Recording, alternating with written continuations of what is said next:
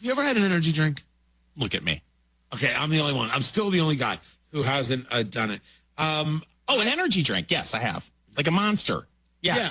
I was thinking of the electrolyte drinks, where you go to the gym and you have a really good workout. I figure you're a guy who does 7-8 Powerades a day. Oh, yeah, that's me. After I do 4 push-ups, I need a gallon of Gatorade. That's always what I thought. No, I love the energy drinks, but they're, I worry that if you consume too much, it could end badly for you. The worst thing on this list from Whole Foods, 2025 food trends, is tea time.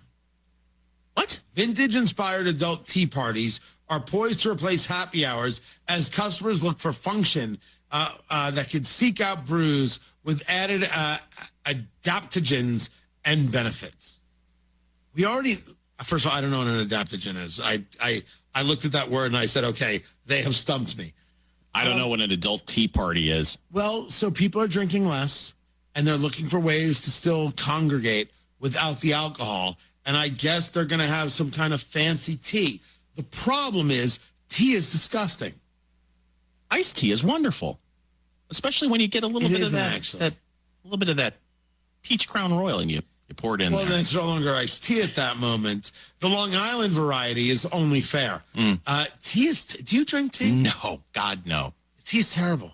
I don't understand. Well, I don't mean to insult the British. You're lovely people. I'm glad you're a part of the show. I don't get it. I did at one point. I think it's called Smooth Move. Smooth Move tea. Smooth Mood and Smooth Move would be two very different things. Smooth Mood? Is that what it's called? I know. Smooth Move is a tea that you drink when you're having some kind of backup. I know. Some kind of logjam. See, I was right. Smooth Move tea. Yeah, right. Yeah. You've done that before. I drink 3 of those a day. That's not true. No, it's not true. It's terrible. Yeah. Because if you did, you wouldn't be sitting here right now. Not for very long, anyway. We'd be doing a very different show. No. Have you ever done the Smooth Move tea? Yes. Did it work? Yes. I've never done it. I'm trying them for it. This is a very special Eat Drink Smoke. Yeah. Fingers and I have known each other a long time. It just got weird. Yeah, just now. Just at this moment. It became very un-okay. This is Eat Drink Smoke. 60 seconds of service. This 60 seconds of service is presented by T-Mobile. T-Mobile offers exclusive discounts for veteran and military families and are proud supporters of the National Defense Network. Visit T-Mobile.com/military to learn more about how they support our military community. From New Jersey, Operation Care Package is returning to Westwood and Washington Township this year for a 4th time, seeking donations to brighten the day of local servicemen and women stationed across the globe. This year, however, it's not just those on active duty who will be helped by the community. Organizers also want to ensure needy and homeless veterans have the supplies they need to get through the day. Operation Care Package started 3 years ago as an effort to help active members of the military from Westwood and Washington Township, and it's expanded to serve relatives and friends of people who live in the 2 towns as well. Today's 60 Seconds of Service is brought to you by Prevagen. Prevagen is the #1 pharmacist-recommended memory support brand. You can find Prevagen in the vitamin aisle in stores everywhere. With SRN News, I'm Bob Agnew in Washington. Former President Trump on the campaign trail today in Michigan. He's urging voters in that state to get out. The playoff picture is getting clearer. A strong majority. On a recent episode of Tech It Out, I caught up with Visa's Rob Cameron, global head of The playoff picture is getting clearer. And Leon's getting larger. Welcome to Roswell Coyote Football on 106.5 Roswell's Talk FM and online at ksbptv.com. First and 10 for the Roswell Coyotes. That pass, and it's going to be handed off to number Cloud. 2. That's going to be Jalen Cloud, and Cloud's in for another touchdown. And the Coyotes say, Jalen Cloud, thank you for coming back. He is off the IR, and that is going to be Cloud's second touchdown of this contest. So Cloud from 21 yards out. Cloud, 21 yards out for the touchdown. Wow. Now, will Jeff Lynn go for 2 points? Today, your Coyotes are back on the road, headed to Las Cruces to take on the Trojans of Mayfield High. Coyote Football on 106.5 Roswell's Talk FM and online at ksbptv.com is presented by Amigo Machinery. Artesia General Hospital, Bob Reed Pest Control, Candlewood Suites, Central Valley Electric, Dion's Pizzas, Salads, and Subs, Eastern New Mexico University Portales, and ENMU Roswell, Bergie's Plumbing and Heating, Moppin and Brown Dentistry, Pecos Valley Equipment, Plateau Wireless, Richland Dodge, Richland GM, Roswell Seed Company, Trustmark Roofing, Roswell Honda, Roswell Hyundai, Wakefield Oil, and Wakefield Oil Express. Now, on to the action.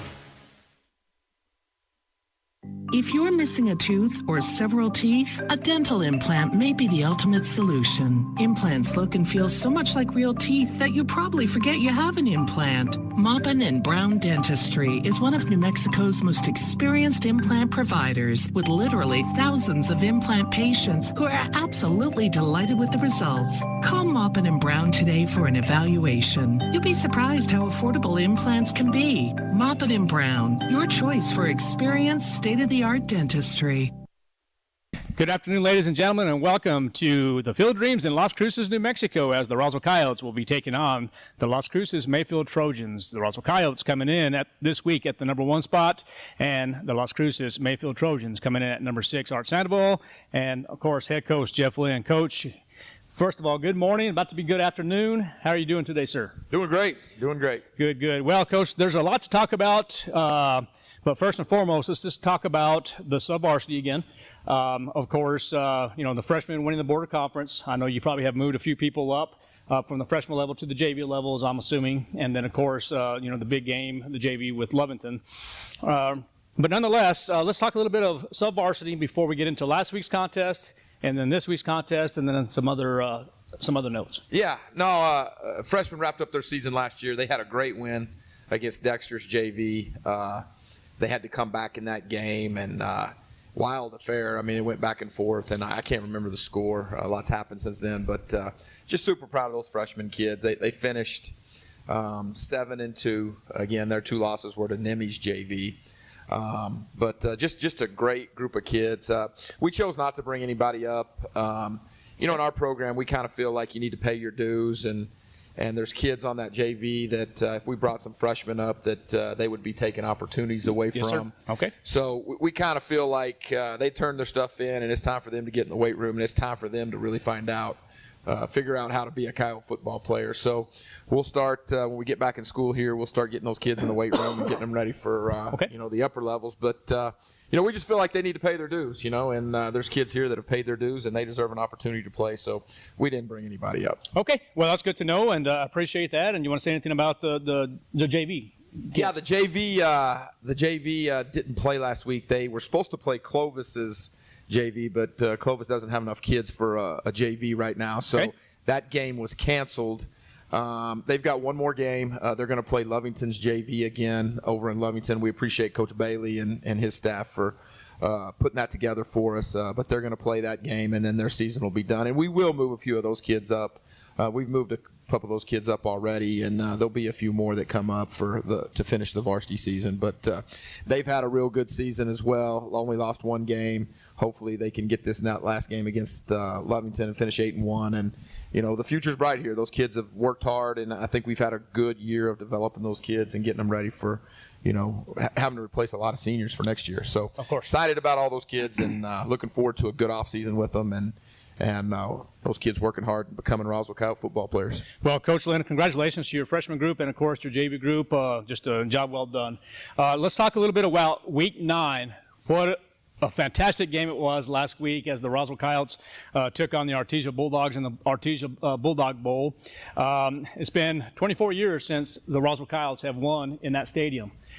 Tell me a little bit about that. Tell me a little bit about the kids, the attitudes of the kids, the coaching staff, what it felt like. Had a little bit of mist in the air. Just a big, big win. It was such a great night just to be a Roswell Coyote. Yeah, it was. I mean, there's the old adage, you're down 2 scores when you walk in the Bulldog Bowl. And I think there's some truth to that. I think, you got to overcome a lot to win down there, and that's a credit to them and their community and the pride they take in their football and their athletic programs in general. But to go down there and get our first win down there, that's a big deal. Hopefully that's we're excited about that now, but hopefully in the future that just becomes the norm. You know what I'm saying? So exciting win. We talked about being in a 3-phase game. I really thought we played well. Not really the whole game, but most of the game on all 3 phases. We had some spots where we kind of went 3 and out at some inopportunity times on offense. We gave up some big plays on defense, but for the most part, our special teams were rock solid. Yes, sir. We didn't allow a non-offensive touchdown. That was one of the things that we talked about going into the game. Don't give up a kick return. Don't give up a pick six.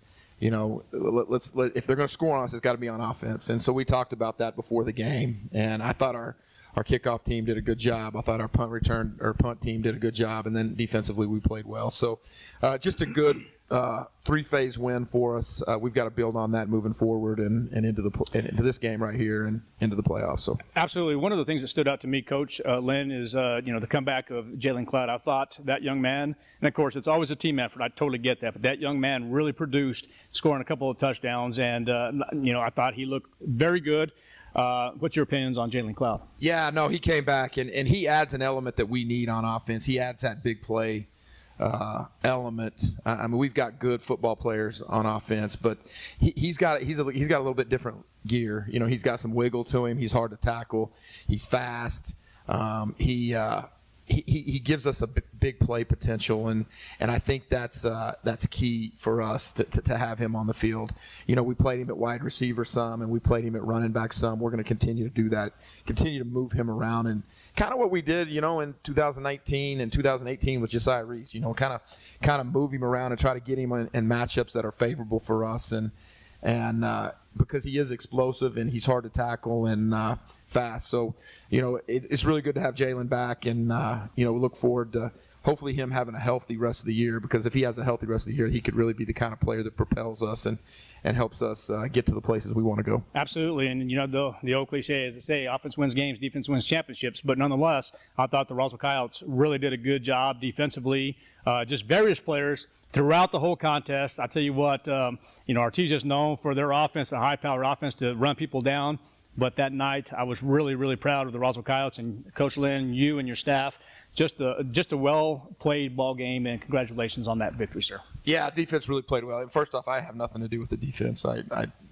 Coach Forster and Coach Lovato, they handle all that. So yes, sir. I can't take any credit for the job they did. They did a good job. One of the things that Artesia does a good job of is they figure out what you're doing and they adjust. And there's a little bit of a chess game that goes on there between coaching staffs. And I thought, we had a good game plan, but then Artesia adjusted, and then I thought we made some adjustments. So it was good, and that's what kind of makes coaching football fun, is that chess match. So we're going to put that one behind us and try to continue to improve, but it was a fun night.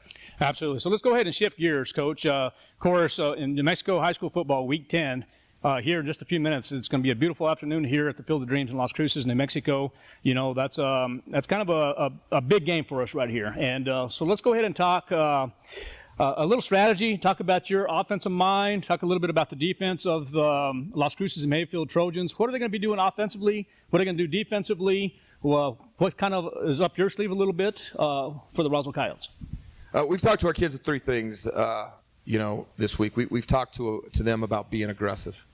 Like, we got to get off the bus ready to play. Yeah, we had a big win Friday night, but we've got to be aggressive, and we're gonna play aggressive both offensively and defensively and on special teams. If we have something, we're gonna take it. So we feel that's the number one thing, is we've got to be hyper aggressive in how we attack this game.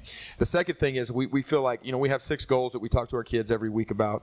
And they vary from big plays to turnovers to special team stuff. But one of the big goals that we always talk about is we have to outrush our opponent, right? And that's an offensive and defensive goal. What that means is our defense has to stop the run and our offense has to establish the run. And I think that goal is probably the biggest one this week. I think the team that can run the ball in this game will win the game. So we've got to do a great job up front, stopping the run, and then we've got to do a great job up front being able to establish the run. I think that, you go way back with the Bradleys.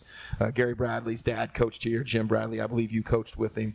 Michael Bradley's a legendary coach in this game, and their whole philosophy of their whole family is always, we've got to be able to run the ball. So we've got to stop the run. And, they're doing some of the stuff that Jim Bradley, they're in the bone and running double leads, and then they get in the gun and they run some GT and that kind of thing. But we've got to stop the run. And then the third thing is don't beat ourselves. That's kind of always the thing, Don't get silly penalties. Don't turn the ball over. Don't give them anything free. Make Mayfield beat us. So we feel like if we can do those three things, we've got a chance at success tonight. Or today, I'm sorry. And right. And that's what we've been preaching all week to our team. Coach, let's talk a little bit about the practice this week.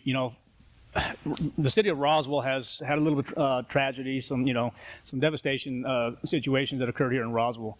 One of the things, and I'm just going to tell you from myself to you, first of all, what a man you are. Your practice this week was a little different.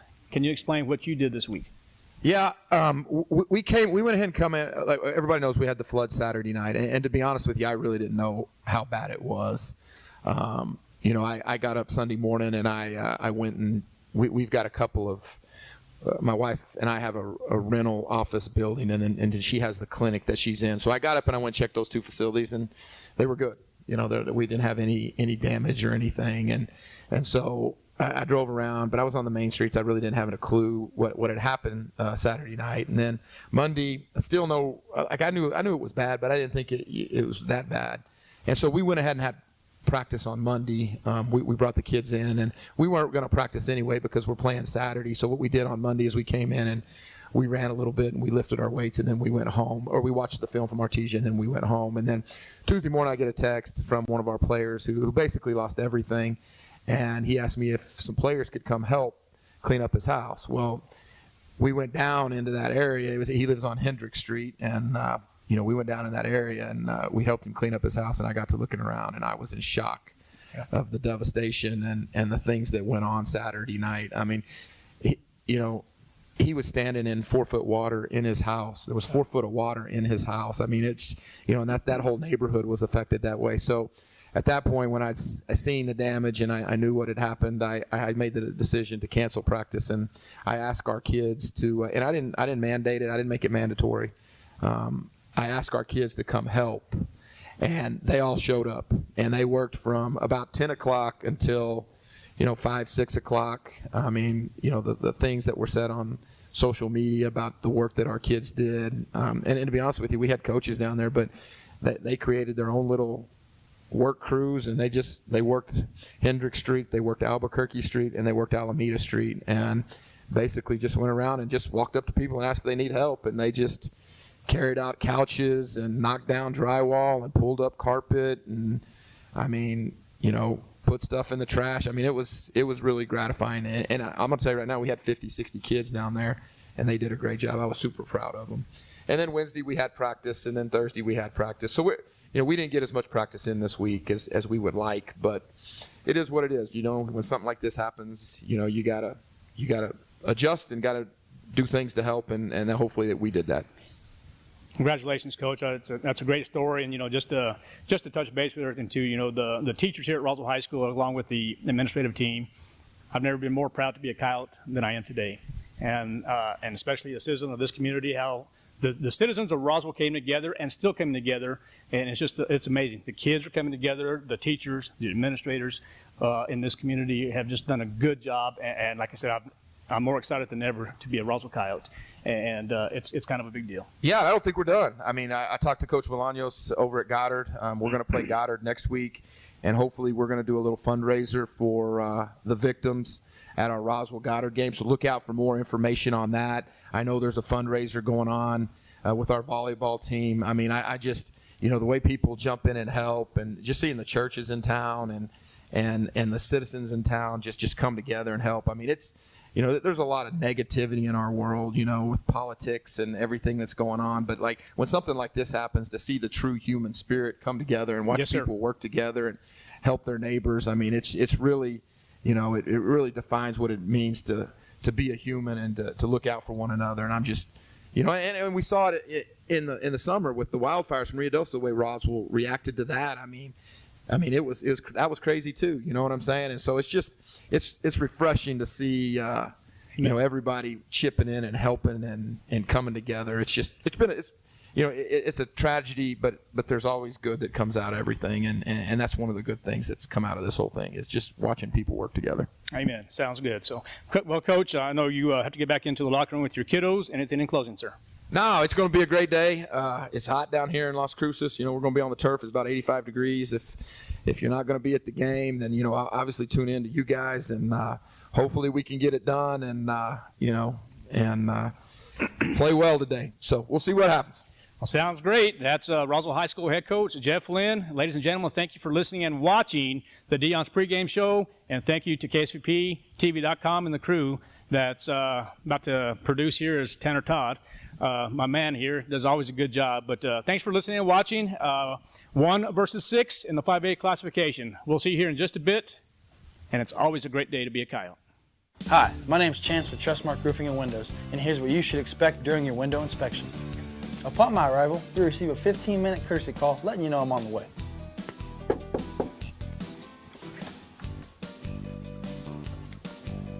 Once I'm in your home, I'm going to be checking for moisture indication, functionality, and any kind of energy efficiency improvements to the inside and outside of your home.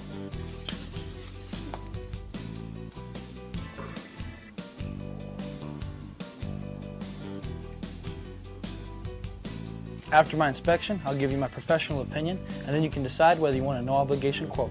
Myself or the office will contact you to set up a date when I can show you my products and options to best suit your needs.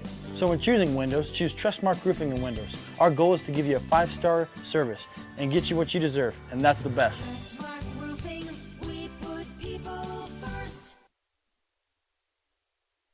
Welcome back to the Roswell Coyote pregame show. Now time for your Roswell Coyote Player Spotlight.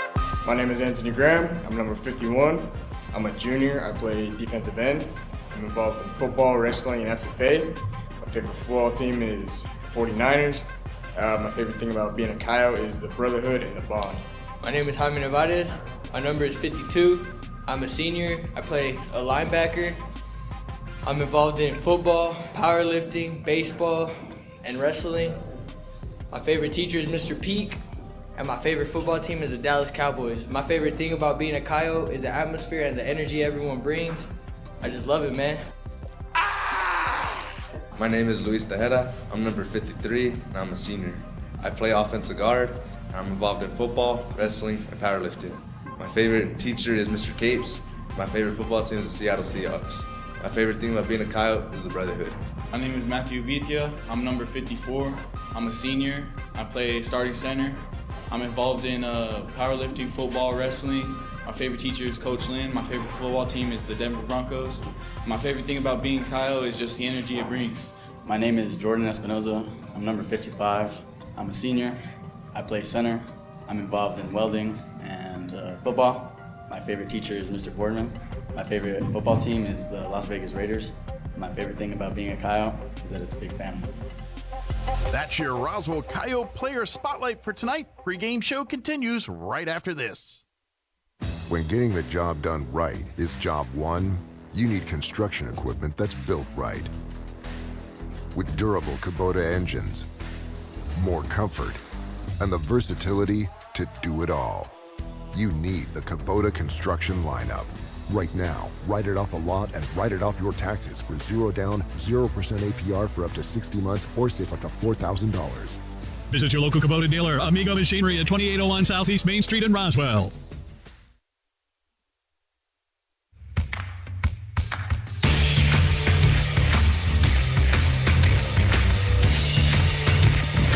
Good afternoon, ladies and gentlemen, and welcome to Coyote Football on KSVPTV.com, 106.5, Roswell's Talk FM. Art Sandoval, Kelly McDonald, live from the Field of Dreams in beautiful Las Cruces, New Mexico. Good afternoon to all, as the Roswell Coyotes come in this contest 6-1 overall and 4-1 in district play. We'll be taking on Gary Bradley's Mayfield Trojans, 4-4 overall and 3-2 in district play. The Roswell Coyotes coming in this contest ranked number 1 in the 5A classification, and the Mayfield Trojans coming in this contest ranked 6th. Coyotes 6th overall in all classifications, and the Mayfield Trojans 24th. Coach, good afternoon, sir. Made the trip, good ride all the way up to Las Cruces, wasn't it? It was a beautiful day for a drive, beautiful day for a football game, beautiful facility here in Las Cruces, and how about that view? My gosh. I just love coming here. Oh, my gosh. I'm telling you what, before this day ends, we're going to snap a few shots, you and I, just because this is one of my favorite places to come and watch football and do some broadcasting here. I mean, the facilities are fantastic. Look at this press box. I mean, it's fantastic. The crowds are starting to come in here. But it's a beautiful day here, and I should better yet just say gorgeous. It's absolutely gorgeous here. Well, Coach, tell me your thoughts here, man. We're getting close to kickoff here. I think we got about 8 to 10 minutes to talk a little bit, but what are your thoughts here on the Roswell Las Cruces Mayfield game? Well, it should be a really good one. This is an excellent team in Mayfield. Just kind of talk about what they've done this year. They've played a really tough schedule, as you could tell from, if you're into that sort of thing. If you look at the Max Preps rankings, their strength of schedule is right up there amongst the highest. I think they are the third toughest in the 5A classification. So they play the Las Cruces. That's obviously they're going to play that team every year. Tough loss to Las Cruces to open the season. Played a tough West Mesa 6A team. Beat Oregon Mountain. Then they had a couple of stumbles in district. They lost to Gadsden, lost to Deming at Gadsden, and lost on this field to Deming. They took care of Santa Teresa. They took care of Goddard. And then they had that real exciting 50-49 victory over Lovington. So it's been kind of a crazy year for them. We were talking about how they played almost every one of their games. Been a one-score game one way or the other, and it's just a team that you better be careful because they're awfully tough.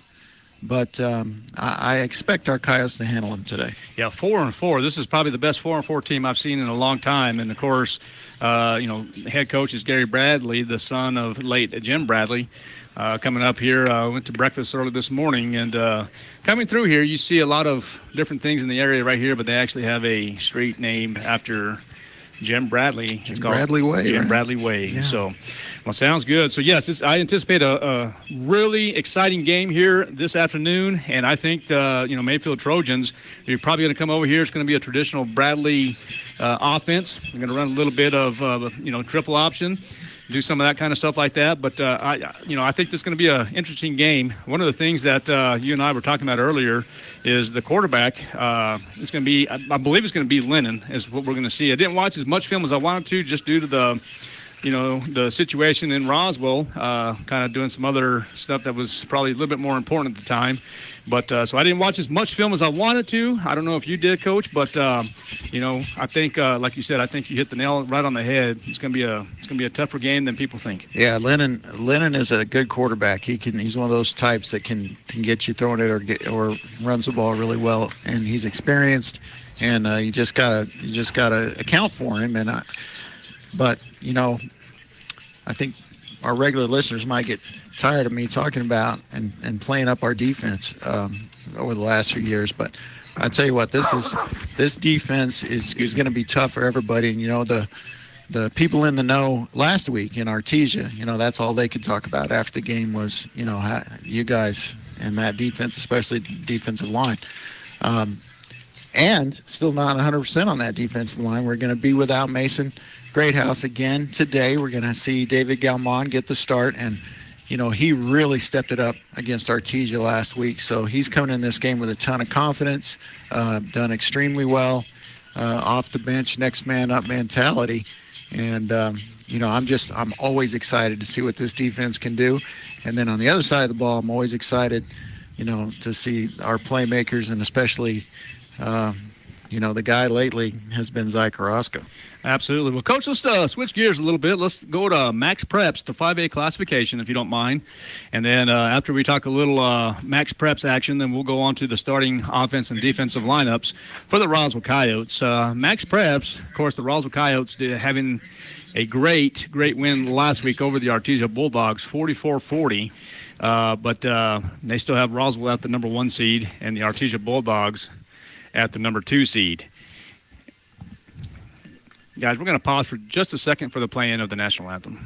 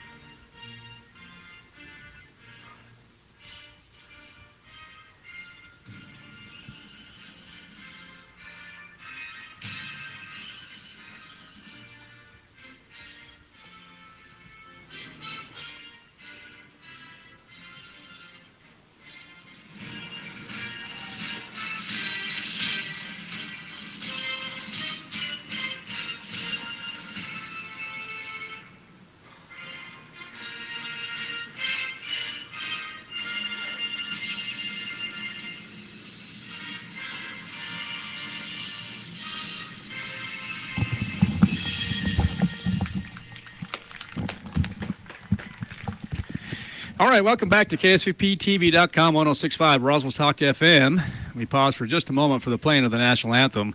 Going back to Max Prep's 5A classifications, we were discussing the Roswell Coyotes coming in as the number 1 seed after defeating the Artesia Bulldogs 44-40 last week, and then the Artesia Bulldogs in the 2 spot.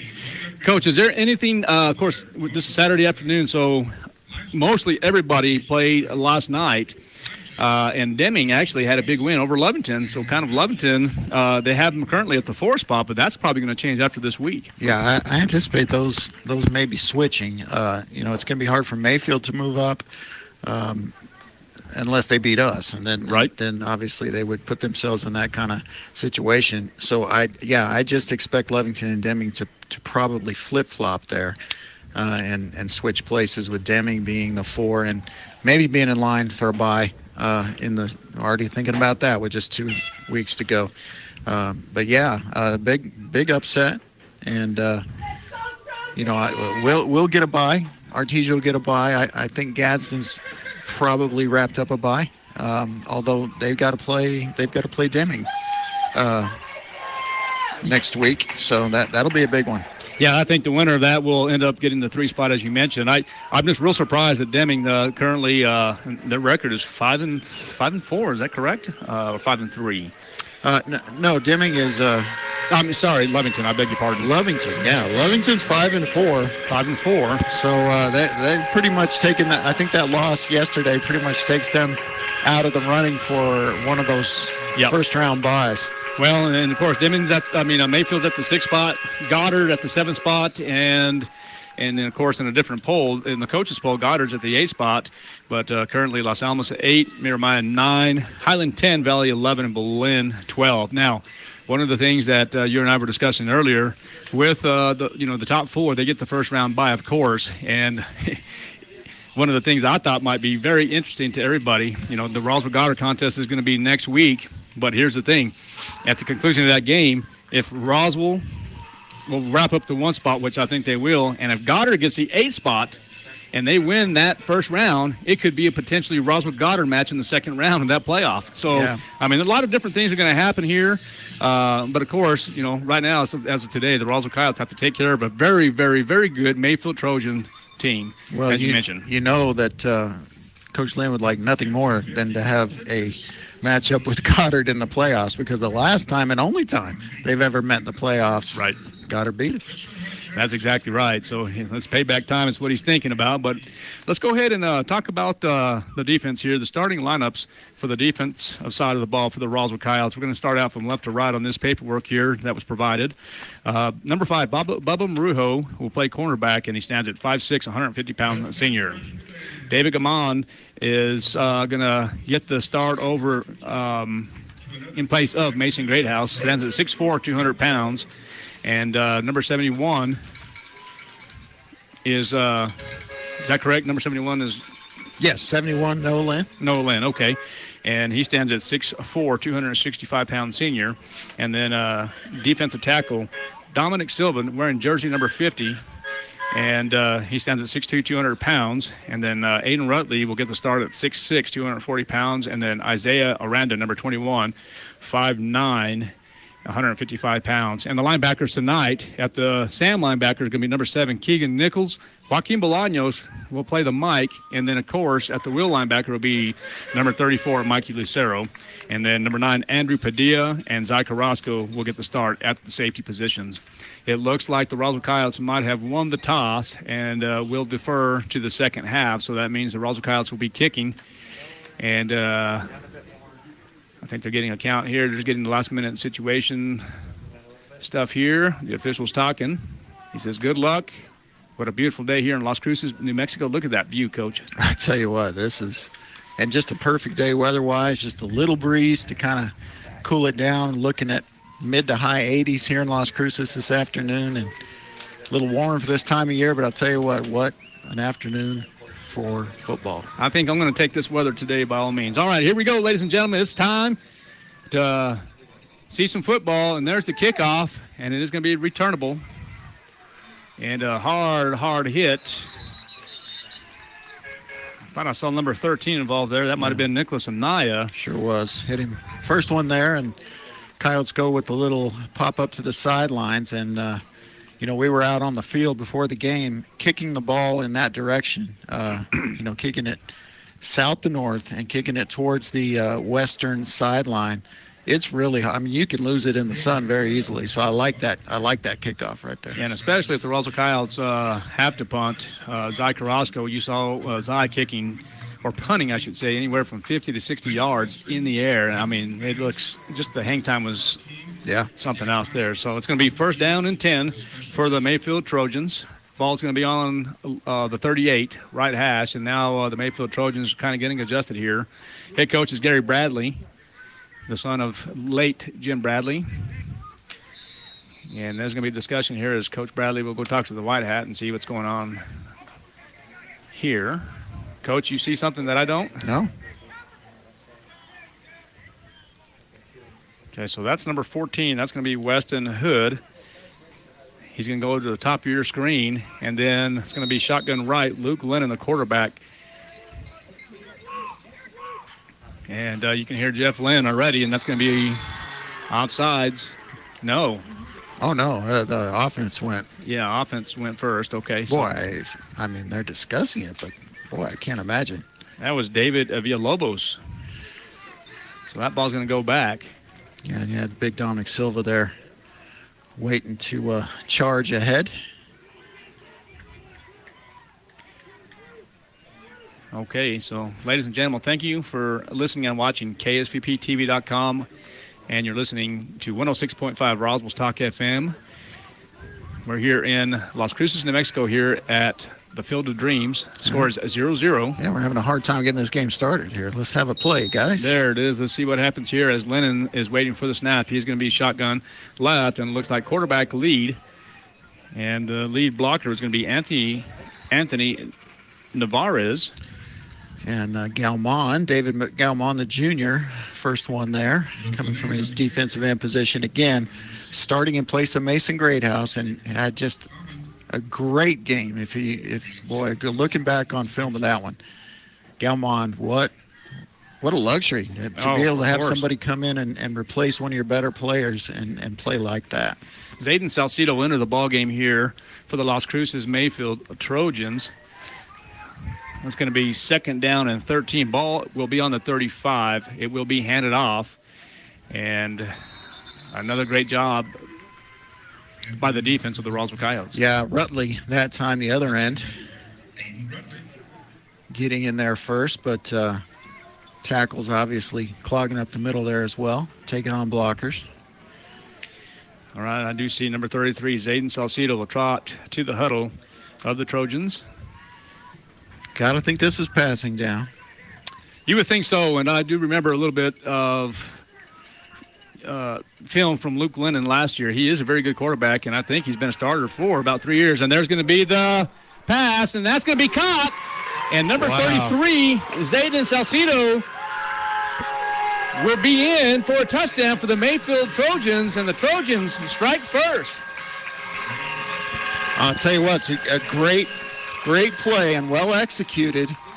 And Nicholas Anaya started to bite on the run, but then he made up the ground and wound up kind of tipping the ball up in the air. But unfortunately, it just went right to the Mayfield receiver, and he took off down the sideline and scored. And perfect start here for the Mayfield Trojans. Yeah, Luke Lennon really disguised it well. It looked like it was run, and they decided to pull up before he got to the line of scrimmage and toss it over to Salcido, and the Mayfield Trojans strike first, 7-0 here in this first quarter. We're going to take a break. KSVPTV.com, Coyote Football. Wakefield Oil Express has the highest quality service in Roswell with a 17-point full-service oil change that includes a full wash and vacuum at their car wash. You won't find a better deal. They also offer full synthetic oil changes, fuel and cabin filter replacements, and will even check your battery. Their Tunnel Wash isn't afraid of dirty vehicles. They have the best value wash in town with free vacuums. They even offer wash passes that can be used for multiple vehicles. Next time you need your oil changed, go to the fast and efficient Wakefield Oil Express and let them earn your business. 3204 North Main, Roswell.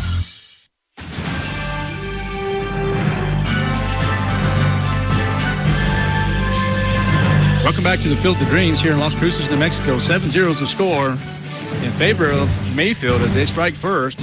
Nice little disguise play by Lynn. Tosses on over to Salcedo, and the PAT is up and good. I'll tell you what, if I'm Coach Gary Bradley and I have an onside kick that I like, now's the time. Now's the time. I mean, you might as well. You've scored quick and early, and if you can somehow surprise the Coyotes here and get an onside kick and somehow recover it, go down and score again, I mean, that gives you a legit chance of winning the football game. And that's how the Mayfield Trojans will line up, and that's really just tradition of all teams of Gary Bradley and all Bradleys, I should say. They run the same offense, same kickoff, a little bit of everything. All right, look at that there as number 2. That's going to be Jalen Cloud. He is on his feet and finally brought down about the 47-yard line. So the Roswell Coyotes will have good field position here for the Coyotes. Sorry, Coach, I was looking who that number 4 is. That is Colby Sanchez still. Is that correct? Yes. Well, but it was Jalen Cloud. Yeah, Jalen Cloud returned it, but I thought he was limping there, but he's not. He's good. Okay, perfect. So it's going to be first down and 10 on the 46 for the Roswell Coyotes. Right hash for the listeners on 106.5 Roswell's Talk FM. The quarterback will be Palomino. Palomino shotgun. And this time he's going to go quarterback lead. He's about midfield and probably going to be brought down about the 49-yard line. Yeah, Palomino, who is our leading rusher this year, with 3 yards on the carry. But if you'll notice, I don't know if you're noticing what I noticed. Yeah, but, hurry up offense. Yeah. Hurry up offense now for the Roswell Coyotes. And Palomino does get everyone set now motion. And Toscano is in motion as well. Nice catch by Luke Lynn. And he will be in Trojan territory. Nice pass and nice disguise. Sold it out by Toscano as he goes in motion and all of a sudden decides to go on a flight route. But up the middle was Luke Lynn, and a good pass and a good catch. Yeah, I like the play call there. And what I'm seeing too is they're putting Jalen Cloud all over the offensive formation. I mean, he's lined up at receiver here. He's going to take the pitch. They're just going to try to find ways of getting him the football, and nothing doing on that one. Maybe a loss, huh?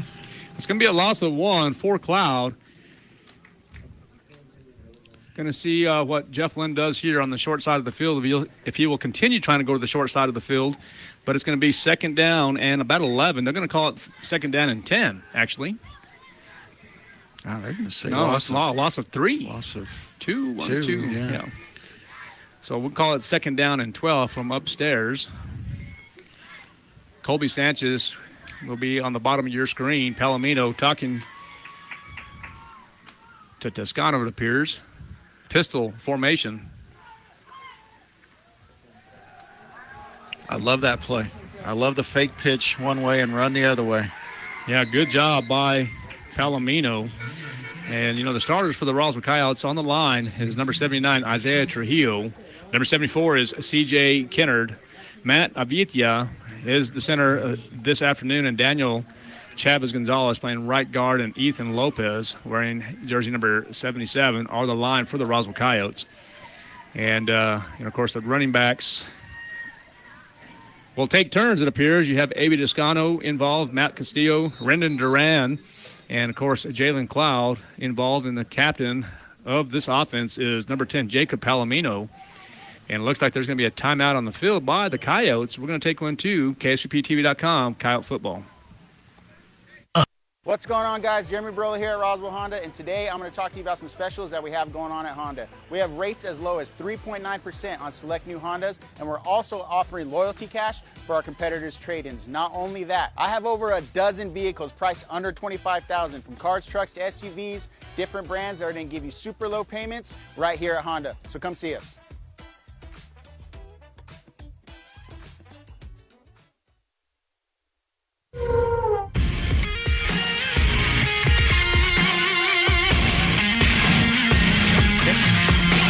All right, welcome back to the Field of Dreams in Las Cruces, New Mexico.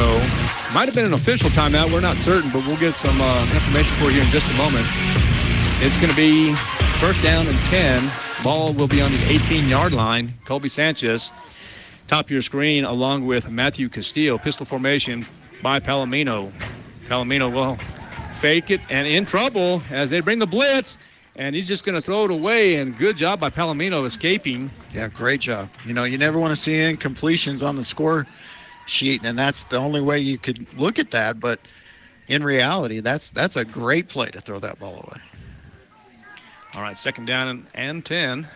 Kyle's working from the left hash. Oh, and here come the big dogs. Big dog package here. Let's see if Mayfield is ready for this big dog package. Zai Carrasco in at the quarterback position. Big dogs are out. Carrasco will just lead it. And there's Carrasco at the 10-yard line. 5, and let's see if he's going to be close. I think he might be down at the 1-yard line. 17 yards on that, just following Bolaños. And they take him out for the 1-yard play? Okay, well, hey. Well, to each his own is what they're saying, but we'll see what happens here as Jalen Cloud trots onto the field. And, I can't think of a more sure thing than leaving them in there, but that's why I talk about it and don't coach. All right, Palomino under center will have motion. And Palomino will be in easy for the touchdown. It looks like the Coyotes will be in. It is confirmed touchdown from 1 yard out. Jacob Palomino calls his own number, and now the Coyotes are on the board.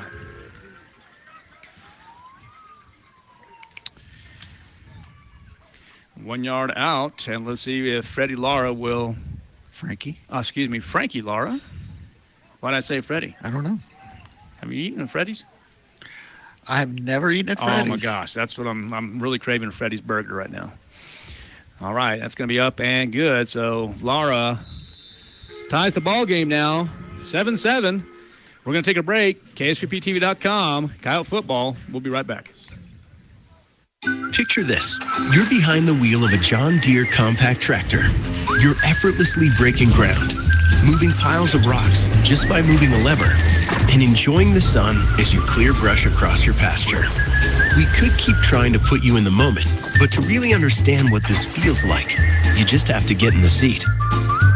Stop by Pecos Valley Equipment in Artesia and Roswell, or visit us online at pecosvalleyequipment.com.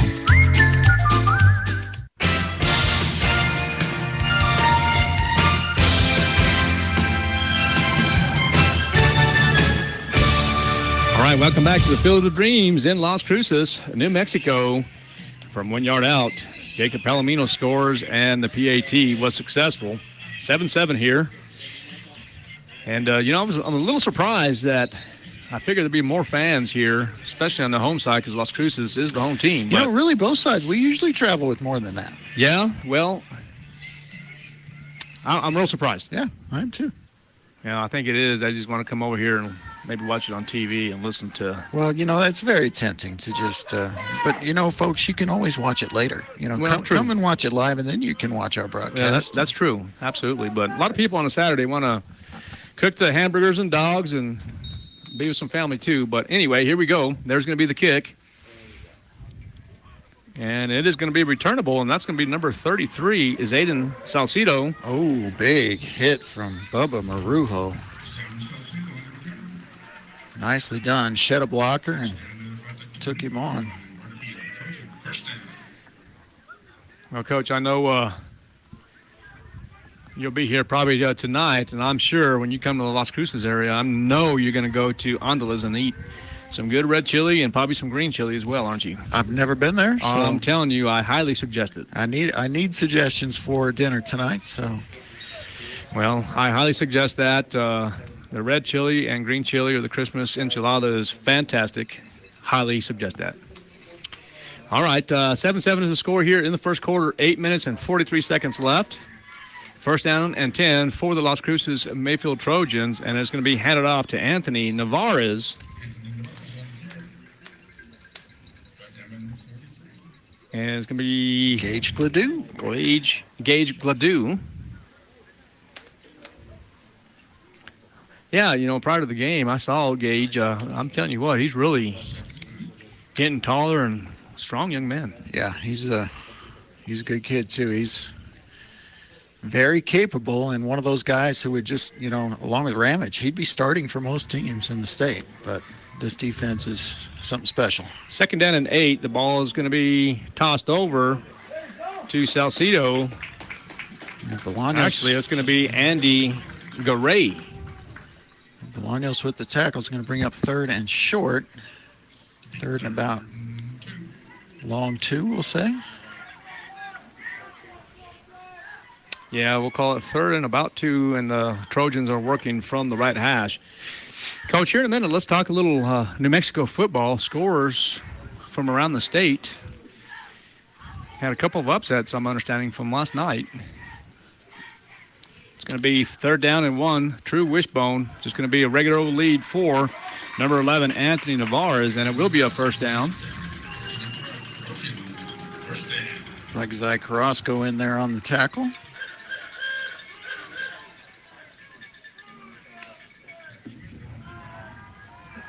Yeah, Friday Night Lights, New Mexico Overtime Sports. Have all the scores, but my partner in crime right here will be happy to tell you a little bit what happened throughout the state of New Mexico last night in high school football. Counter trap, and there's going to be a flag. Yeah, about 3 yards on that one. Tackle made by Gladue, but I don't think that play happened. It is going to be a procedural penalty against the Trojans. Yeah, this is week 10 of New Mexico high school football. It's hard to believe next week is the end of the regular season. Next Saturday night, is my understanding, it could be Sunday morning, but next Saturday night will be the seating committee. And, I anticipate the Roswell Coyotes will have a first-round bye, being the number 1 seed as of yet. I think they'll have a bye, even if they were to somehow lose one today or next week. I think they'd still be in the top 4, but I don't anticipate them losing either week. All right, there's Lennon. We'll hand it off. And who was in there so quick? Was that Bolaños? Well, I see number 9 also. I think that's, number 9 is Andrew Padilla with an assist. Yeah, I think Padilla finished it off, but Bolaños was firing in there. And I don't know if he held on or not, but was sure instrumental in that tackle. And it's going to bring up 2nd and about 14, just 1 yard on the play. And the Trojans are working from the 33-yard line of the Roswell Coyotes. Wishbone formation for Mayfield as they reset.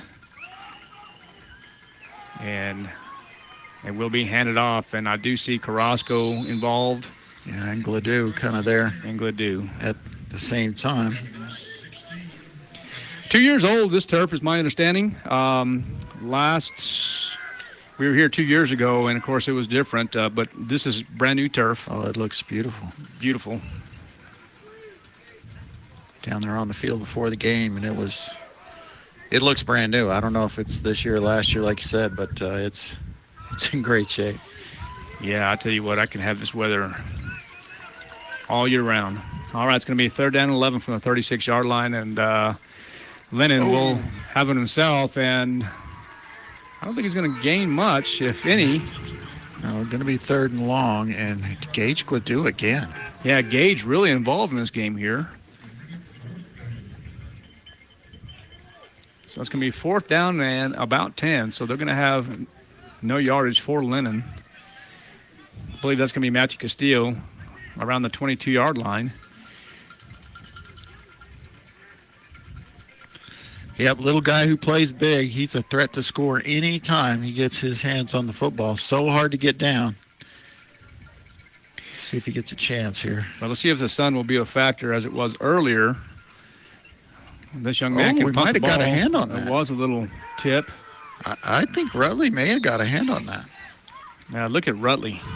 About 6'5" is what they have him on paper, but seeing him the other day, I think he's right about 6'6" now. Well, he is an exceptional athlete.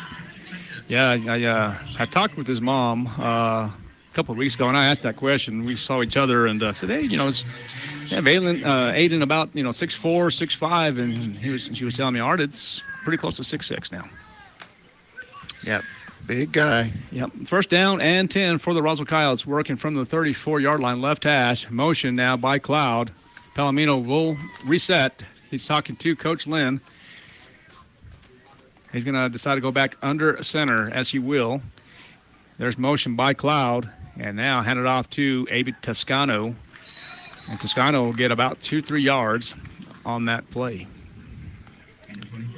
Yeah, I think we can give him 2 on it. Just a little inside handoff there is trying to get the defense to focus on Cloud. Nice job by the Mayfield front 4. They will give him credit for 2 yards, so 2nd down and 8 from the 36. Kyle still working left hash. Trio package now for the Roswell Coyotes. Palomino, the quarterback. Quarterback lead now as Cloud will be the lead blocker.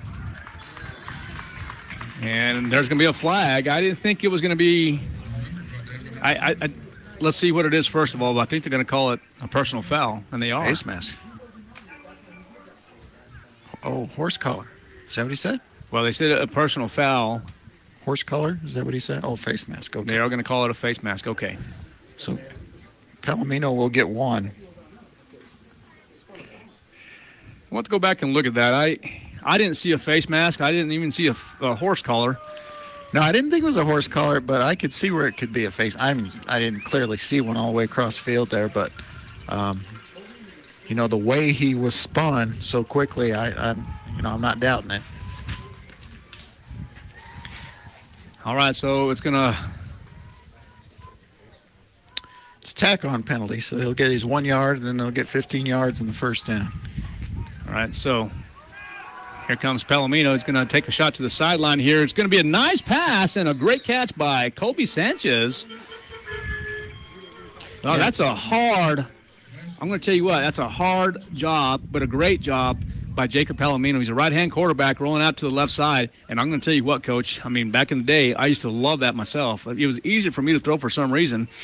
Across your body? I don't know why, but that's a great job by Palomino. Well, especially with the pressure in his face, to be able to hit that receiver wide open with the guy bearing down on you.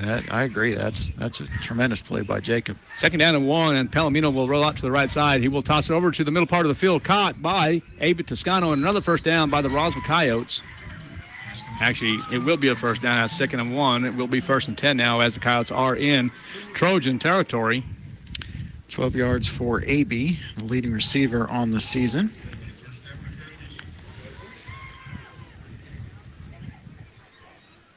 And now Palomino 3 for 4, and the 1 miss was a great miss, as we talked about earlier. He's been sharp. Okay, ball's on the 27-yard line with 3 minutes and 14 seconds left here in the first quarter. 7-7 is the score here at the Field of Dreams. There's going to be the toss over to Jalen Cloud. Cloud with positive yardage and finally brought out of bounds. And I'm going to tell you something about that young man. Last week was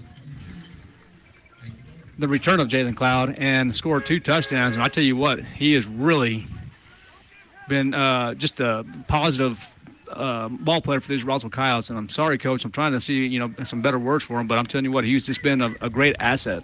Well, absolutely. I mean, he's so versatile. I mean, he can score, as a running back. He can score as a receiver.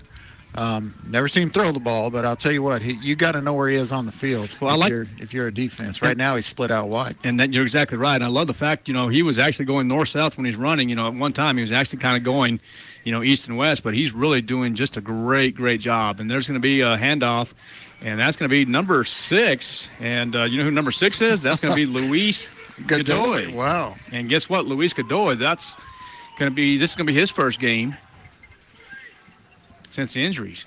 Yeah, that's his first carry of the season, and a real good one.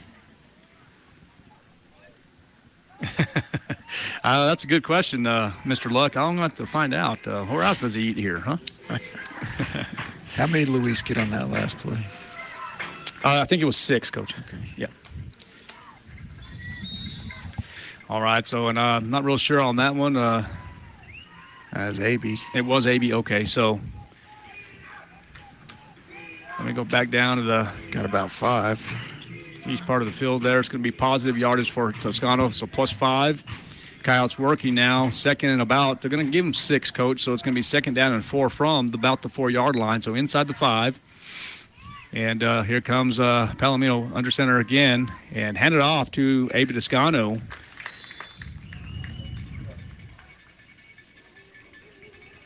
Maybe just 1, huh? Yeah, just one, it looks like. 7-7 is the score. 1:13 left here in Q1. Touchdown, Zai Carrasco. I'm sorry. Did I get ahead of myself? Well, no, I don't think you did, Coach. Let's see what happens here. The package is here, but Zai Carrasco's around the turn. 5 touchdowns. Zai Carrasco. Did you just say that? Somebody did. Okay, so Zai will get credit for 4 yards. Is that what you're going to give him? Just 3. 3 yards. Okay, so Carrasco in. 4 touchdown. Go ahead and put this down in my script. 3 yards is what it is said here. And let's see if they're going to go for 2. I think they're going to go for the PAT. Wait a minute. There's a flag on the play. Oh, touchdown didn't happen. Let's see if there's an official mic here.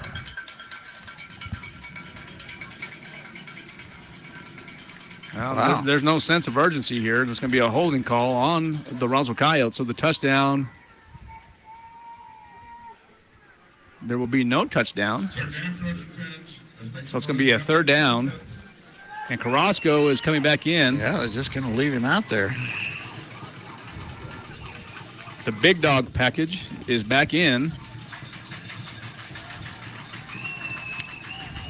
I think they're going to have 2 shots at it. All right, leading the way. There's Carrasco again from the 5-yard line. Touchdown, Carrasco. And this time, there's no flag. Wow. So Carrasco, instead of from 3 yards out, go from 13. 13 yards out. And now the Coyotes lead 13-7 with 48 seconds left here in the first quarter.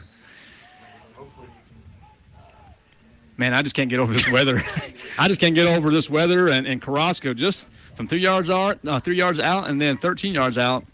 Carrasco just doing his job. PAT's up and good. Coyotes now lead 14-0. We're going to take a quick break. KSUPTV.com, 106.5, Roswell Talk FM. You're listening to Coyote Football. Be right back. Check out some of the ghoulish bargains you'll find this week at your local Farmers Country Market. Select jars of Classico pasta sauces are 2 for $5, and 48-ounce bags of Skinner elbow macaroni and long or thin spaghetti are $3.98 each. In produce, red or green seedless grapes are $1.99 a pound, and 3-pound bags of Washington Red Delicious apples are $1.99 each. In the meat department, Boston butt pork roasts are $1.49 a pound, and 10-pound bags of fryer leg quarters are 69 cents a pound. These are just some of the ghoulish specials you'll find this week at your local Farmers Country Market.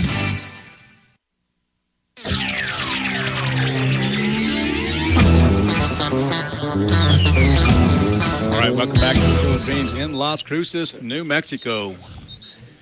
Carrasco scores from 13 yards out, and the point after touchdown was good. 14-7 is your score.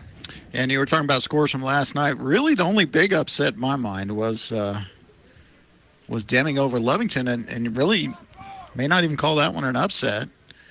Deming 29, Lovington 25. Just to kind of update the standings for the district. Really kind of takes them out of contention for that bye, as we said. All right, beautiful kick. It is returnable from the 5. And look at that stick by Carrasco. Golly. Oh, wow. I mean, that was just a brick wall situation. I mean, that was... And just solo, too. I mean, just... Hit a rock. Yeah. He does it all, partner. I'm telling you, we've talked about him being a Renaissance man. He... whatever you ask him to do, he'll do it for you. All right, so only 40 seconds left here in this first quarter. Coyotes do lead 14-7. Trojan ball, 1st and 10 from the 27 right hash. Lynn in the quarterback, shotgun right. Awaiting the snap, trying to draw the Coyotes offsides.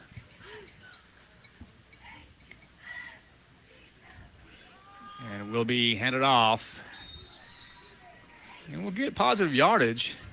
Yeah, about 3 or 4? Yeah, maybe 3. Gage Gladue again. And I've got him down for 4 tackles. to lead the team. Carrasco with 3.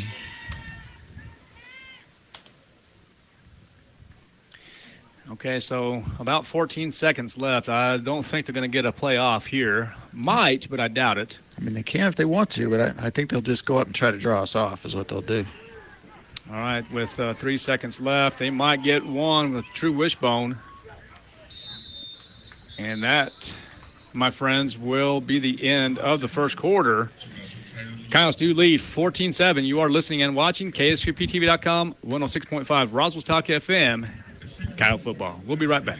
Wakefield Oil Express has the highest quality service in Roswell with a 17-point full-service oil change that includes a full wash and vacuum at their car wash. You won't find a better deal. They also offer full synthetic oil changes, fuel and cabin filter replacements, and will even check your battery. Their Tunnel Wash isn't afraid of dirty vehicles. They have the best value wash in town with free vacuums. They even offer wash passes that can be used for multiple vehicles. Next time you need your oil changed, go to the fast and efficient Wakefield Oil Express and let them earn your business. 3204 North Main, Roswell.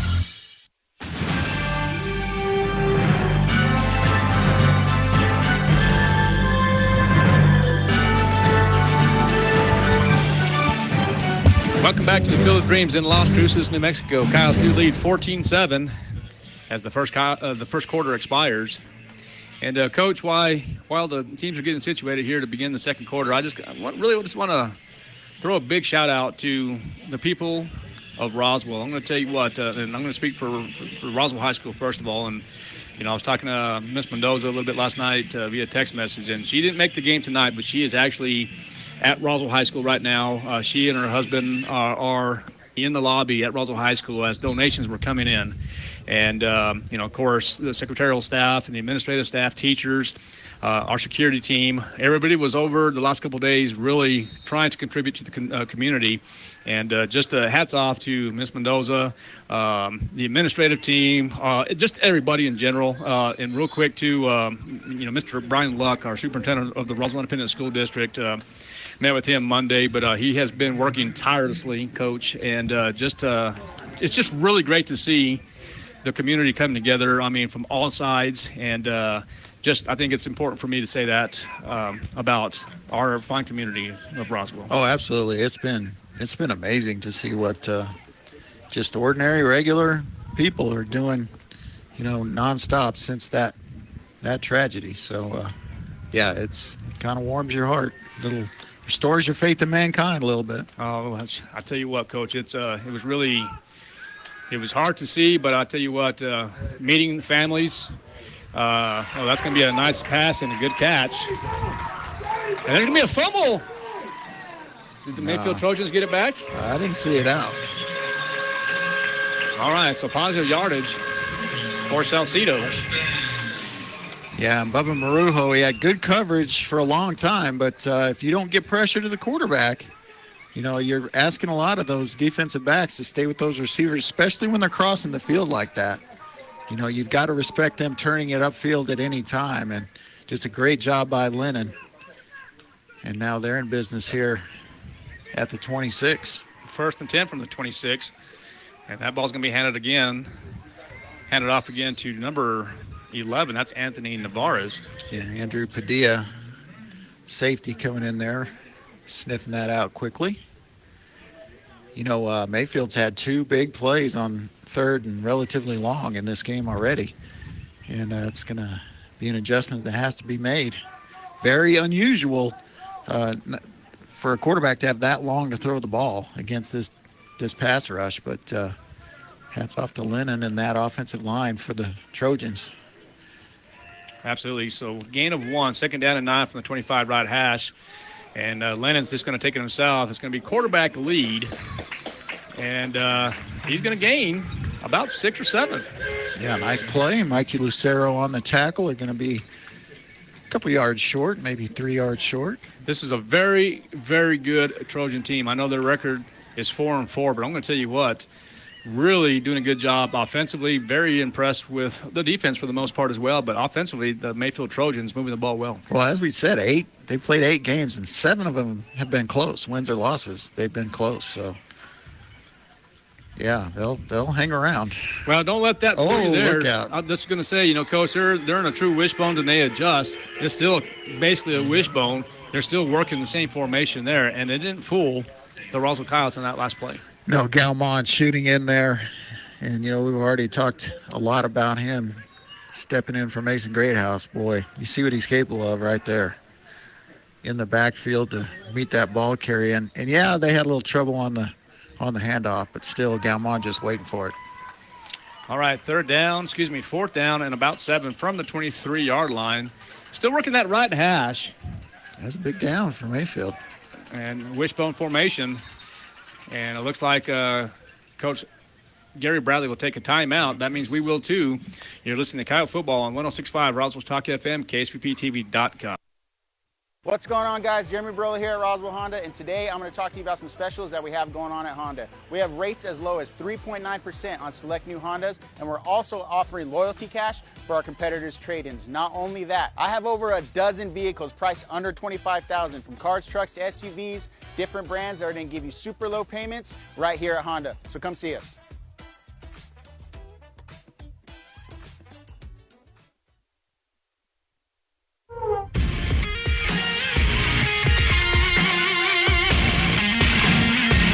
All right, we are back here at the Field of Dreams in Las Cruces, New Mexico. Art Sandoval, Kelly McDonald. Coach, what are your thoughts so far here in this first half? Well, I'm impressed with Coyotes on both sides of the ball. They have given up 2 big plays, and that accounted for the score and this one drive being kept alive here. But a chance for a big play for this defense here is they've got Mayfield in a 4th and 7 on the Coyote 23-yard line. A stop here will be a big deal. All right, let's see if the Roswell Coyotes will bring the house here. It looks like they're set up for that. Wishbone formation for Mayfield. Be careful with the counter trap pass here by Mayfield as the tight end is going to go over. And there it is. There's going to be a rollout. And Lennon's going to throw to the end zone. And that is going to be pass interference. Yeah, a lot of contact in there. Yeah, no, absolutely. I think it was by Nicholas Anaya. I think it was a good call. I do too. I'm with you. It's going to be 15-yard PI. Which means? On Anaya and an automatic first down.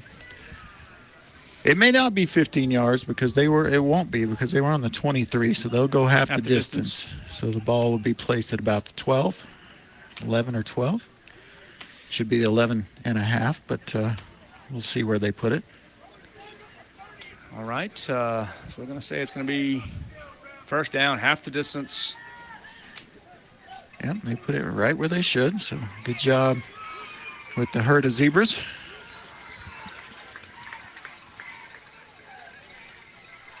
Yeah, and Anaya, he was in good position. He didn't really need to interfere there. He could have just gone up and contested it. Now he's playing a taller receiver, so you try to do everything you can. But yeah, well, another thing too. Speaking of the flood in Roswell, the Mayfield Trojans, actually the Las Cruces schools, and specifically Mayfield, they're doing a 50-50 raffle, and half of the donations.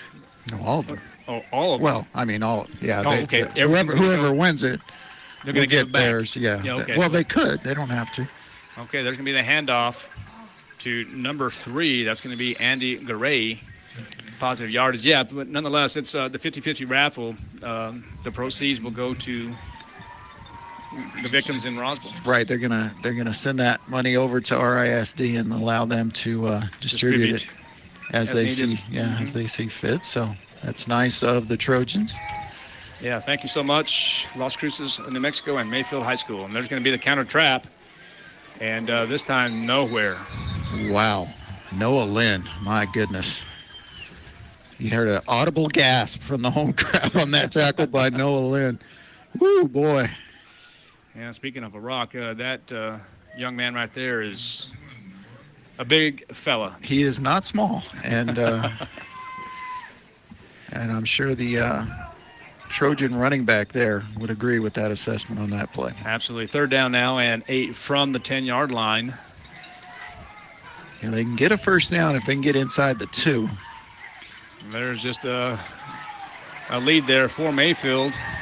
And the Mayfield Trojans will be in for a touchdown. And that's going to be number 11, Anthony Navarez.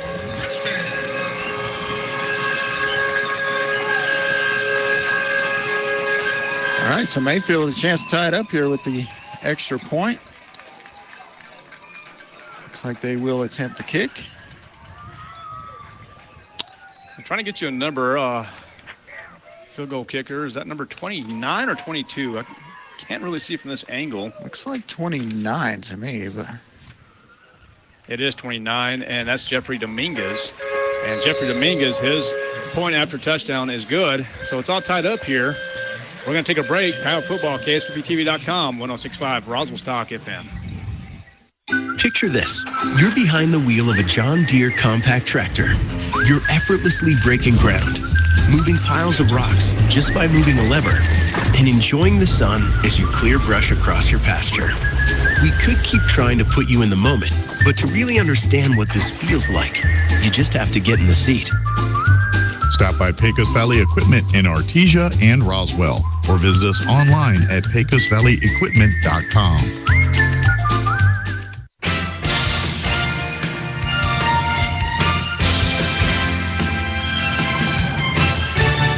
All right, we are back. 14-14 is the score. 7:45 left here in this first half.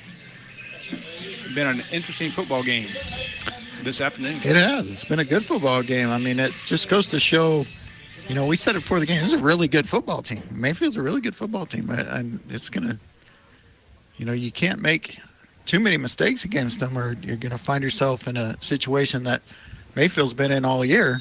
Close at the end, of course. And that's, you don't want to be close at the end. All right, so the Coyotes will reset.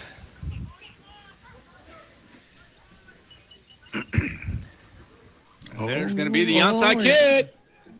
And it looks like Mayfield will have it. Yeah, they will. That's a bad decision, in my opinion, by the Coyotes to go up and try to awkwardly get that ball when they did. Out of bounds. Yeah, I think it has a chance to go out of bounds. I guess it was kind of close to the 10 yards it needed to be. It wound up 12 after all said and done. But, I said it earlier. You did. Now's the time. And now's the time. If it's close or you're up, give yourself a chance against a number one ranked team like this. Yeah, pretty good Roswell team. But, very, very good onside kick by Mayfield. And it will be Mayfield ball. 1st and 10 from about the 48-yard line of the Roswell Coyotes. So Lennon will be the quarterback. He will be in shotgun left. And there's that quarterback keeper again. Lennon can run. Yeah, it's going to be Keegan Nichols. Yep. First one there. Got a little help.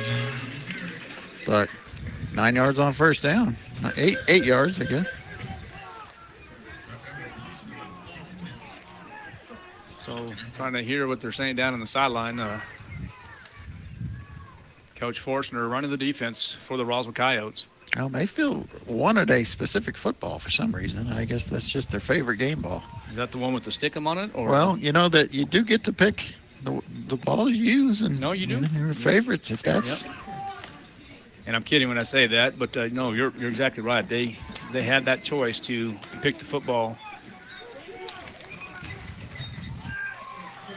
And there's Lennon. And that was going to be a tackle for a loss, I believe, but there's going to be a flag.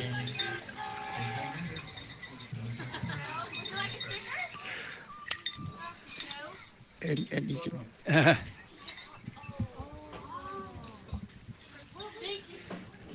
All right, so there is going to be a flag on Mayfield, it appears. A hold? From Roswell, one of the... Is that right? Well, that's what she said. One of the dancers for Mayfield said she's from Roswell. So I was just doing my part to support local athletics. And appreciate that too, Coach. Well, that's very, very kind of you to do that. I gave him a cowbell to resell. So. Well, I think that's awfully kind of you, Coach. All right, so it's going to be 2nd down and 6 from the 44-yard line. Lynn in the quarterback. And there's going to be a flag. You got to think that's on the offense as well, don't you? Well, it's coming from the backside here. So I'm not real sure. I have this funny feeling it might be on the Coyotes. Because it came from the north side. It did, but it came in so quickly that that's a There it is. There it is. Procedure on the defense? On the Coyotes. That's correct.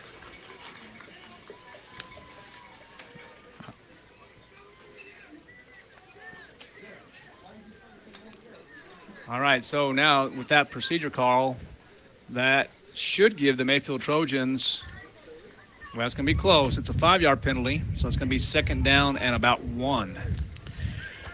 You know, that indicator can only be an illegal formation. I didn't know you could have an illegal formation on the defense.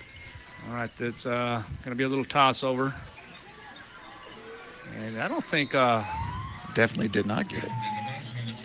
That's number 11, I believe. That's Anthony Navarez. I don't think he's going to be short of the first down. Another nice tackle from Aiden Rutley.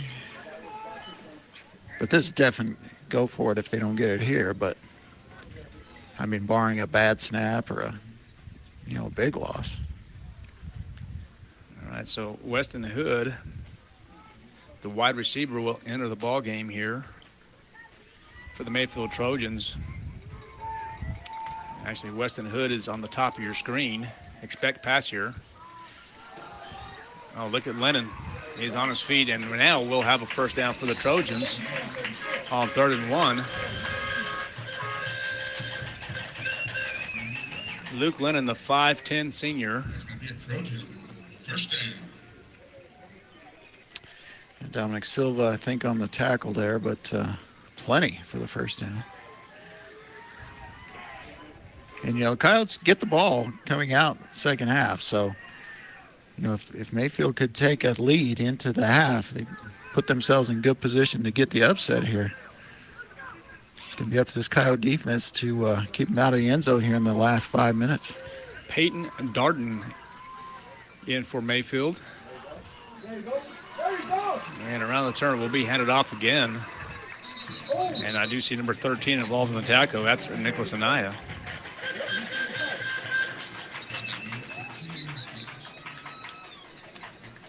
Anthony Navarez with the carry. Got a flag? I don't know. I didn't see a flag, but there's going to be a holding call. Okay.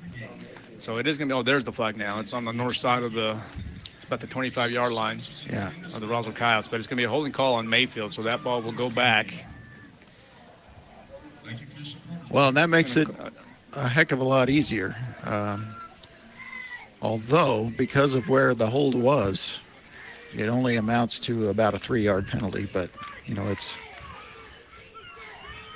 it's better than the play standing for sure. Well, I'll tell you what, Mayfield really, really doing a good job of utilizing the clock. It's 14-14 here in the second quarter, 4:34 left in this first half. But Mayfield really taking advantage of the clock. Hand it off to number 3. That's going to be Justin Madrid.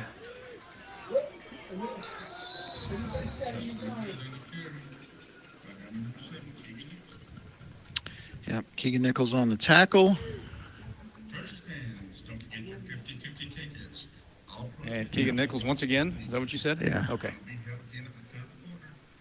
Yeah, actually, that's what I thought I was buying from those young ladies was a 50-50 ticket, but they were selling the cowbells. Oh, really? Oh, okay. Either way, I'm happy to donate to either cause. I think you donate that bell back to the to the dancers, right? So they can sell it again. Actually, that's more like a $20 donation. Yeah. Okay. Minus, they didn't even have to pay for a bell for it. So yeah. Okay, 1st and 13. Lennon dropping back to pass, in trouble.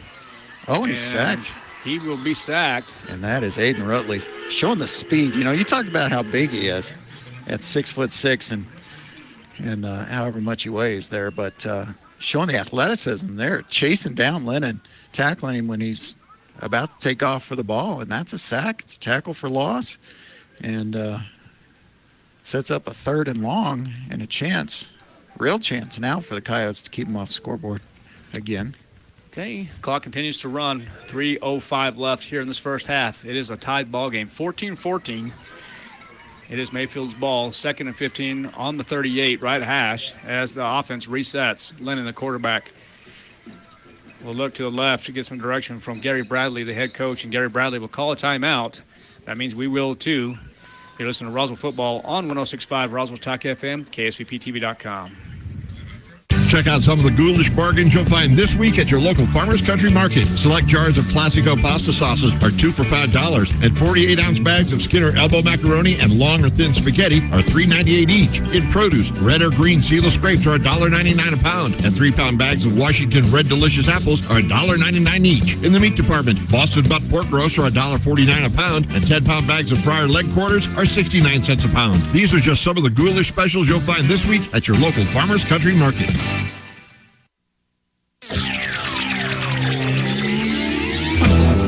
Welcome back to the first games in Las Vegas, New Mexico. 14-14 is the score. 2 minutes and 50 seconds left. The Mayfield Trojans called the timeout. It's been a fun afternoon here in Las Cruces. You can smell the green chili throughout the city. I did this morning, at least. They know how to cook some Mexican food around here, I'll tell you that. I'll tell you what. All right, 14-14, 2 minutes, 50 seconds left here in the first half. It's been a great football game as we kind of anticipated. I was in no way expecting a blowout today. And a big down here for both teams in a tie ball game. Mayfield facing 3rd and 15 on the Coyote 38. What will they do if they don't get it here? Well, I think they go for it. Even this down in distance. I mean, if they get half of it, for sure. Counter trap pass. In trouble. Rutley. Oh, look at Lennon with a good arm. And makes the catch. Still going to be short of the first, short of the. No, I think it's going to be right on it. Right on it, just barely. Let's see what they say. No, about. Yeah. No, they're going to move the chains. Yeah, they're going to give it to him. Yeah, great job by Lennon there. Number one, avoiding Rutley, giving himself a chance to make the play, and then the pass was perfect to a receiver coming back for it. Anaya, pretty good coverage. I mean, unless you're going to completely sell out and play in front of him, you know, you can't play it much better than Anaya played it on that, but just good job by Mayfield. 1st and 10 on the 23. Working left hash now is the Mayfield Trojans. And here's Lennon. It's going to be just a good old lead here, and Lennon has positive yardage. Mayfield trying to, continue utilizing that clock, but if they can go in at halftime with a 7-point lead. Well, the most important thing for him here in these last 2 minutes is to not get the Roswell offense back on the field. So, you know, sure, they'd love to score and take a lead into halftime, but you can't give the Coyotes the ball back with any kind of time to do anything with it. That's priority one for them. Sure. All right, minute 42. 14-14 the score, 2nd down and 4. Ball will be on the 22-yard line. And you see on top of your screen is number 33, Zayden Salcido. There's going to be that pass again. Goes to the end zone. And there's going to be a flag, and they're going to say it's pass interference. Now, at what point is the ball already gone by and the ball not 20 yards anywhere near the receiver that you don't throw that flag?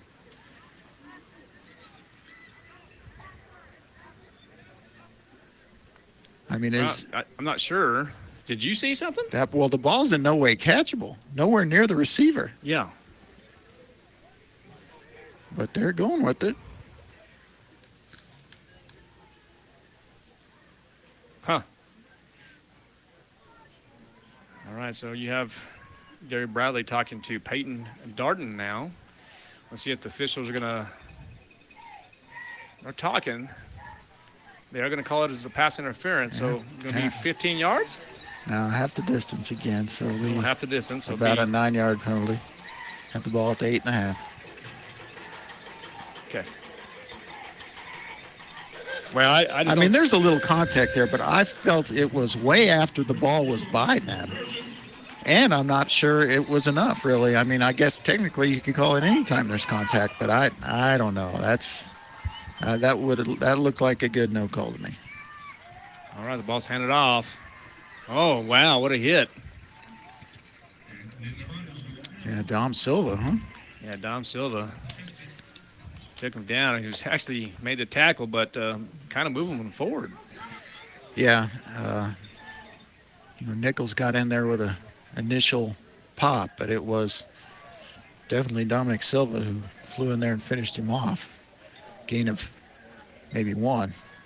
Yeah, So second goal at 7. Peyton Darden in that rip formation. There's Lennon again, going to try it. He's going to take it himself.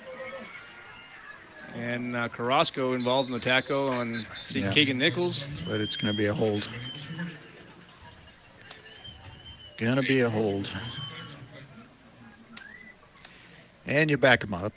Well, that Lennon really doing that good job of, it looks like they're trying to do that quarterback lead or that quarterback run and trying to get that safety, to break on that. And then all they're doing is before they get to the line of scrimmage is a little dump off, and that's where they've been effective this afternoon. Yeah, no, they've run it 2 or 3 times, and it's worked either via the penalty or a great catch.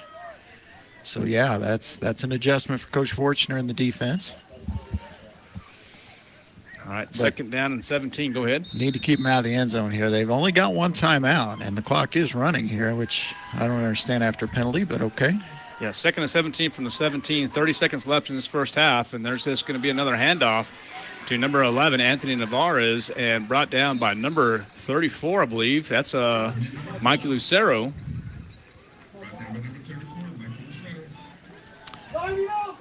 Yeah, and they've called their last time out here. Yeah, one more timeout. We're going to take a break.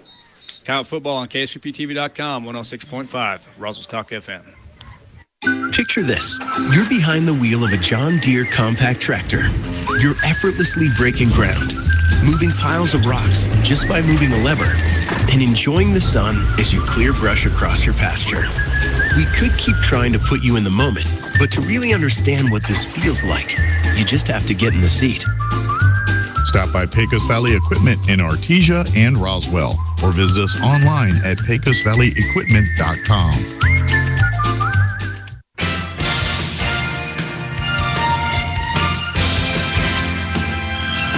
All right, we are back here in Las Cruces, New Mexico. Field of Dreams. 14 seconds left here in this first half. Scores 14-14. Mayfield threatening. Third down and 10. Ball is on the 10-yard line. Be interesting to see what Gary Bradley will do here.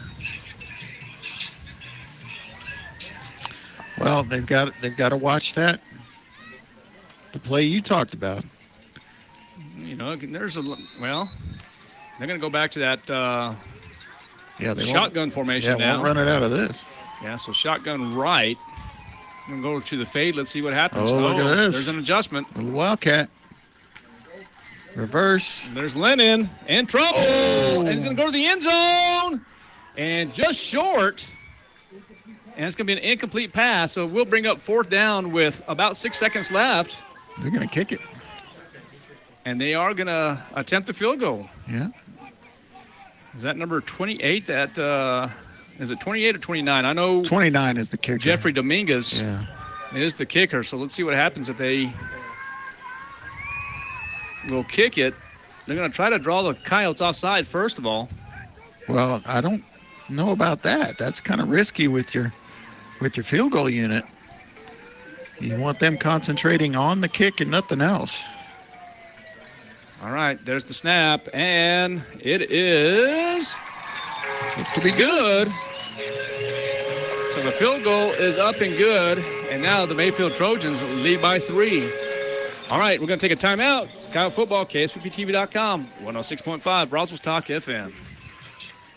Check out some of the ghoulish bargains you'll find this week at your local Farmers Country Market. Select jars of Classico pasta sauces are 2 for $5, and 48-ounce bags of Skinner elbow macaroni and long or thin spaghetti are $3.98 each. In produce, red or green seedless grapes are $1.99 a pound, and 3-pound bags of Washington Red Delicious apples are $1.99 each. In the meat department, Boston butt pork roasts are $1.49 a pound, and 10-pound bags of fryer leg quarters are 69 cents a pound. These are just some of the ghoulish specials you'll find this week at your local Farmers Country Market.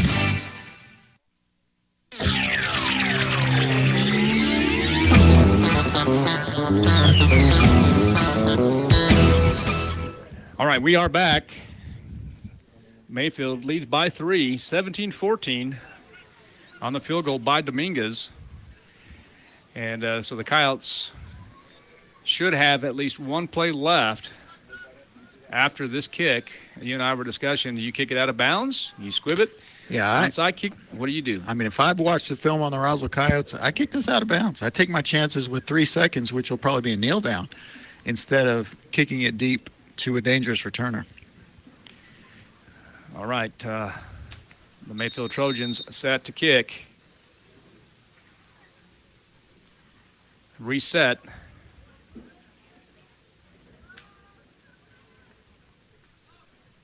And we'll see what the strategy is. All right, Dominguez, there is going to be the kick, and now Squib. Get it and try it. Get it and try it. There you go, Jalen. He's on his feet, and that's going to be the half as the second quarter expires. Mayfield leads 17-14. We're going to take a break. KSUPTV.com, 106.5, Roswell Talk FM, Coyote Football. Wakefield Oil Company is a name you can rely on with full service at the pump the way it used to be. You can expect service in just 15 seconds. They offer bulk fuel and oil services and even diesel exhaust fluid. Wakefield Oil Company will deliver to farms, ranches, dairies, the oil fields, and more with dependable service you can count on. So the next time you need service or delivery, go with the name that locals have trusted since 1983. Wakefield Oil Company, 311 South Virginia in Roswell. Let them earn your business. At Artesia General Hospital, we know it's early, but schedule your mammogram today and save. Call 855-RAD-EXAM and save 10% off mammograms scheduled through October, Breast Cancer Awareness Month. And get a refreshing drink discount from Kith & Kin in Artesia or Blue House in Carlsbad. We use leading-edge, FDA-approved Genius 3D mammography technology to deliver more accurate results faster and with more comfort. Women over 40 do not need a referral for yearly screenings. Learn more at artesiageneral.com/mammogram. Good afternoon, I'm Steven, Uncle Savings View Seal, and welcome to Roswell Hyundai. Listen, today we've got wonderful vehicles out here for sale, and listen, let me tell you something. If you find this golf ball sitting in any Palisade during your test drive this weekend, we're giving away $25 million in cash. No, I told you we can't do that. Cut, let's do this again. I don't understand we're making this video then. I told you we can't do that. Mind. Roswell Hyundai, 1909 West 2nd, a proud supporter of Roswell Coyote Sports.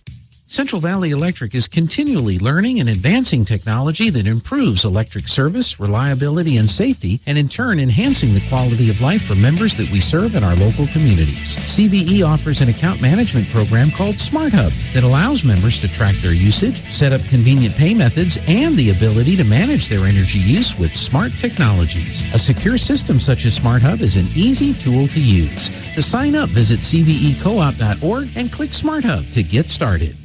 So your pecans aren't as big and bountiful as they used to be? Well, what would Jim Gill do? Hi, this is Ben from Roswell Seed Company. Few people knew as much about pecans as Jim Gill.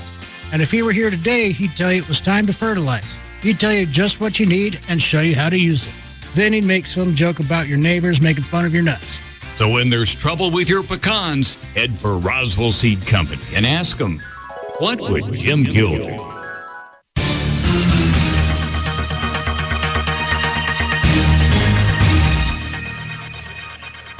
All right, welcome back to Las Cruces, New Mexico. We are here at the Field of Dreams. Halftime, Coyotes do trail 17-14. It's been a interesting first half, Coach. It has. Pretty well played first half by both teams. 3-point deficit for the Coyotes. I think only their second halftime deficit of the year. Let's go right to the stats. On special teams, Frankie Lara 2 for 2, 4 points after touchdown. And Jalen Cloud with a total of 36 yards on 2 kickoff returns, 1 holding penalty is all we had for the first half for special teams. Let's see. Defensively, Coyotes were led by Gage Gladue. I had him down for 5 tackles, followed by Aiden Rutley with 4, including a sack. 3 for Zai Carrasco, 3 for Dominic Silva, 3 for Nicholas Anaya. David Galmon chipped in with 2, including one of those for a loss. Mikey Lucero had 2.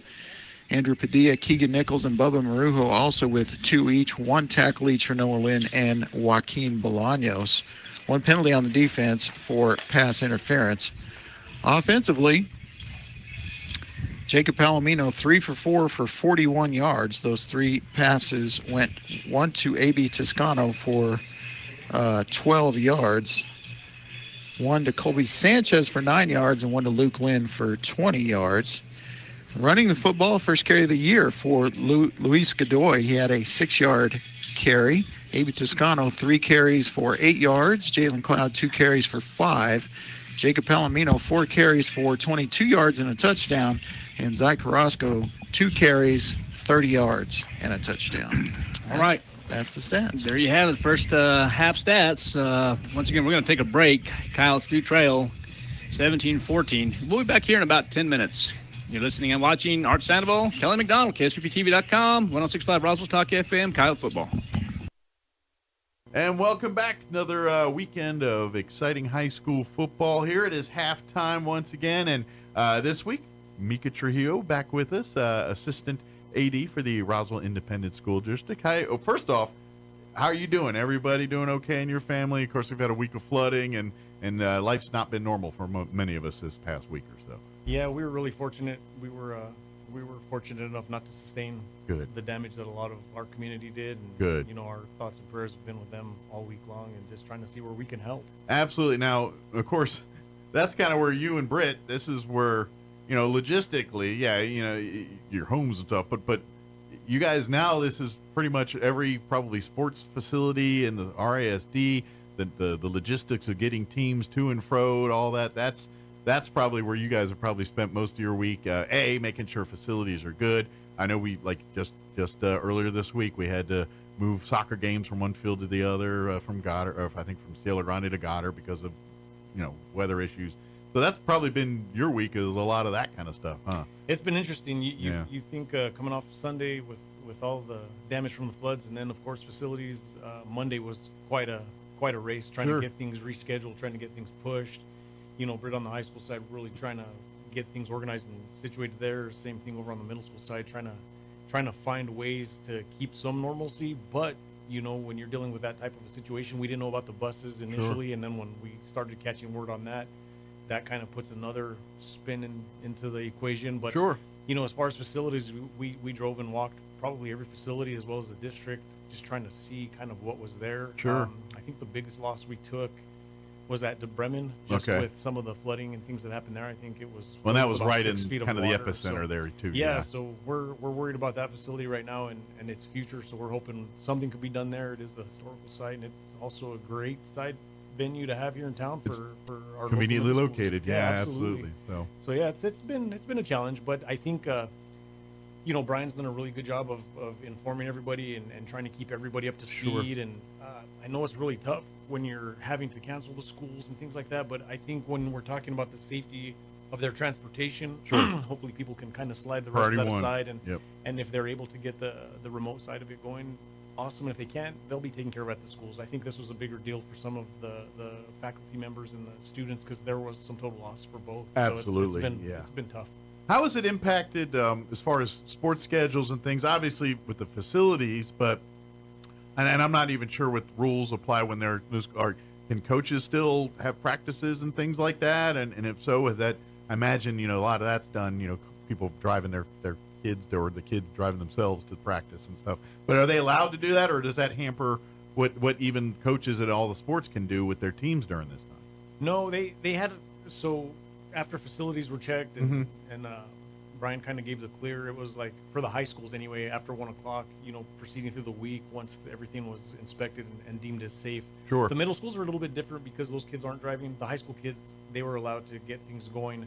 The middle schools, we kind of waited a couple of days to let them kind of get things rolling again. And then, of course, we started back with games yesterday with the middle schools. The stuff we had on Tuesday for the high schools, middle schools, we had to push to later down the stretch, or we had to use like a Saturday, next Tuesday. Sure. And, crowbarred in somewhere. We're trying to figure out places to fit. So nobody lost anything. It was just a matter of pushing and rescheduling and getting things moving along. But I didn't even know if, like, because there's no school, there's like the teams aren't even allowed to meet, but that's not necessarily the case, with school days or not school days. I know there's some rules in there. And there are some different rules. So if you don't have school, usually you don't have games, you don't practice, you don't, things of that nature. Sure. Right now for the high schools, it's a little tough because this hit right in the middle of the district. So Absolutely. You're talking district football, you're talking district volleyball, soccer. This is cross peak country's running. Like time. it's peak for the high school right They now. need With to the be middle in there. schools, it's not too bad. It's 7th grade basketball for boys and girls. So those ones are really easy to kind of shift and move around. So stuff we had now for this past Tuesday, we moved into November on a free weekend.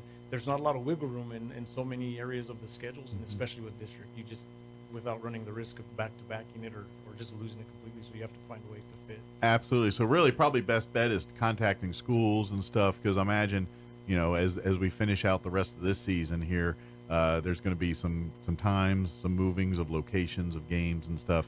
Obviously, where you probably normally go, wherever you go for schedules, max preps, wherever it is you do, those may not be updating as quickly as possible on that. So probably talking to schools direct at this point, especially if you're involved directly with these various sporting events, probably your best bet to get the most accurate, up-to-date information right now. Well, the community can call our office there at Central, and they can talk to any one of us, or Veronica Campos does a phenomenal job with her communication with both Britt and myself. We get all the changes, and she gets that sent out to all the groups, to the medias, the securities, to everybody. So, I mean, sometimes on a situation like this, you'll see multiple weekly.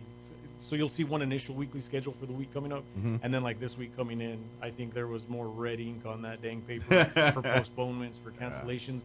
I think one of the biggest losses we had was the border conference football. All that was supposed to be on the 22nd. We couldn't get anybody out. We had And that's 3 like the games Super out, Bowl one for these coming in. guys, yeah. Pretty much. So that was an unfortunate loss, but not something we won't be able to recover from. They'll have the high school career to go, but any type of schedule changes, questions, anything, they can call the office, or if they have access to that email when she sends it out, it gives everything in real time, and it's super fast.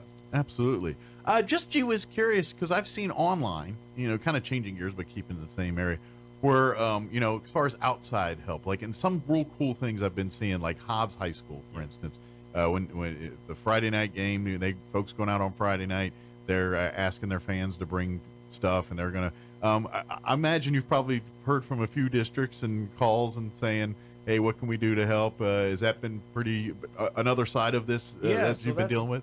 We've been you think of Ruidoso from the summer. They had reached out. They wanted to do anything they could because they felt like it was just the brotherly thing to do. We helped them in capacities that we are able to from Roswell. They wanted to repay the favor. Artesia with busing, Hobbs with busing. I spoke with one of the mid-school coordinators at the beginning of the week when we couldn't get those games to go, and she said they had a student council meeting and they wanted to have a rally so that way they can get whatever needs, non-perishables, waters, whatever. She said they just to let them know what we needed, and they'd reach out. Everybody's been pretty supportive all the way across the board, so it's been really nice. And I mean, same token goes Dexter, their football field down there by the river. They can use a lot of help. So they've been coming up here and practicing in the Wool Pool, and we've been giving them access to that all week long. Excellent. And, it's just everybody coming together and helping Everybody each other helping out. everybody. Yeah. I mean, sure. When we get on the field Friday night or Saturday afternoon, in some cases this weekend, sure, it's knockdown drag out. But yeah, when the lights come off, everybody is making sure everybody's taken care of. Yeah, absolutely. And that's the part you love. That's the part when you have these storms. You're like, man, I really live in a pretty nice community, despite what we're going through. Absolutely. People are helping everybody, and you see it on every level. But you really see it in the schools. Good news too. If you did hear during all this, the Goddard Rocket band trailer was stolen. It's been recovered. It's been recovered. I've not heard on condition of its recovery as far as how it came back, but I'm hoping it's still usable and serviceable. It's my understanding it might have had a small little dent towards the rear end of it, but Good. that it was still in pretty good condition. Excellent. I mean, it was just left on the side of the road. So Well, I'm sure with social media, the way it ran, it got hot quick. So I imagine absolutely. that thing was probably a big lightning rod for whoever did it, and they probably said, I need to separate real quick. But thanks to the community, Yes. the Goddard Rockets got their trailer back, and I think they needed it this weekend, so they're probably loading it up and using it. So. Absolutely. They've got the state marching band competition up there through the NMAA. So, yeah, we'll have Roswell and Goddard both on the road, and that's where Hobbs came in clutch for us. Artesia came in clutch for us. So, yeah, it was exciting. Lots going on this weekend. Absolutely. Cross country down in Carlsbad. We've got Roswell traveling down to Mayfield, and we've got Artesia coming up for the Rockets tonight. So, a lot of action. Get out here and cheer them on, especially, as we, go on with some of these playoffs for middle school and some of the non-football sports here, cross country and volleyball, and shoot, we'll be talking basketball here in a couple weeks too. So get out here and support all that. That's all part of it. And 7th grade basketball kicked off last night, up at Barrando and over at Mesa. So full swing. Absolutely. It'll be a quick, fast sprint through their season, and 8th grade will pick up, and then of course high school basketball, and absolutely right in the thick of it for playoffs. We have a lot going on. Absolutely. And then of course, let me ask this just to put a thing out there: community wide, is there anything with all going on? Is there any help that from your perspective of the sport, is there any help the public can? Is there any needs that the public can help out with right now with what's going on? Is there any? Say, hey, if y'all bring this or something, that'd be helpful. Is there anything like that the public can do, or are we pretty well covered? I think we're pretty well covered. I think right now the big thing was making sure from the district level that we were able to reach out and help the community from our end as much as possible. I know Roswell High football, they canceled a practice during the week, and they sent those kids out, and they were helping people clear out debris from homes and apartments and stuff like that. I mean, I think it was more the district trying to help our community more than anything else, just because of the loss and the hurt from everything. And I saw a lot of that where there was young strapping young men and women about high school level football and volleyball player age, and they were out and about. I saw them at various neighborhoods and churches and various community gatherings to organize cleanups. And I believe a lot of the churches were doing the same thing. Yeah. Offering up places for them to sleep or just to be, and then of course helping everybody out with the non-perishables and clothing items, donations, absolutely, shoes, everything. Yeah. The good thing about them student athletes, they're all in good shape, so they got strong backs. Yeah, absolutely. And it's great to see them get out in the community, because you could see everything's not just around the sport. There's a bigger picture, and it's just those life lessons. Absolutely. So yeah, it's a good deal. You're making the total human being at this point, Absolutely. and they're seeing that. Yes, side, sir. So. Well, Mika, as always, we appreciate the visit, and let us know if there's anything we can do, and we just thank you and Britt and all your folks and everybody out there to keep doing what they're doing, and we're just thankful that this is how we get back to normal, sports and things like this, the things that we know and enjoy and love doing on the weekends and supporting. So absolutely, that was our goal: try to get it back, get the kids back into rhythm, get them in sync. It's tough. Don't want them to have the COVID vibe. This has nothing. This is not the same feel. That's right. This is a safety thing. Get everybody back, get back to normalcy, and back to running business of school and life. Yes, sir. Yes, sir. Excellent. Well, thank you, sir. We'll see you next time. Absolutely. All Thanks, right. Mike. Take care. You as well. Now's the time to get a great deal on the #1 selling compact tractor in the U.S. Professional grade mowers, durable sidekick utility vehicles, and versatile compact tractors. It's the equipment you need to take care of your land. Right now, bring home select Kubota equipment for 0% APR for up to 84 months. Visit your local Kubota dealer, Amigo Machinery at 2801 Southeast Main Street in Roswell.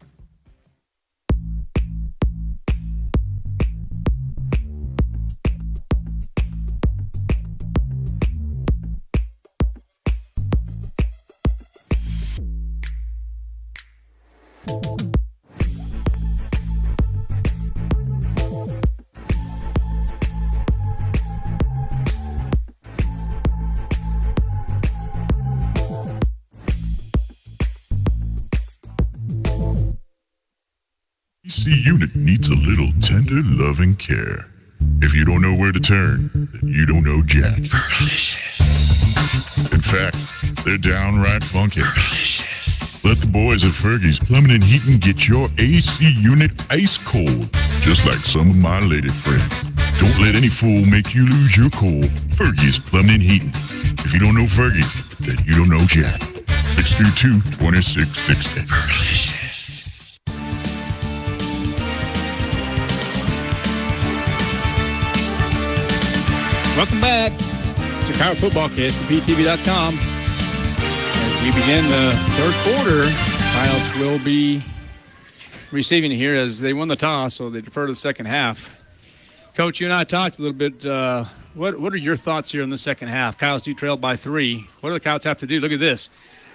Tried another onside kick and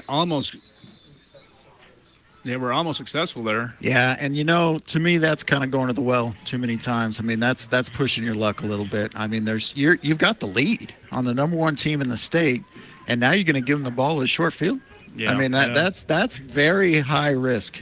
I mean, there's some reward there, but I don't like that. I don't like that onside kick to start the half. All right, so what do the Roswell Coyotes have to do in this second half to be successful?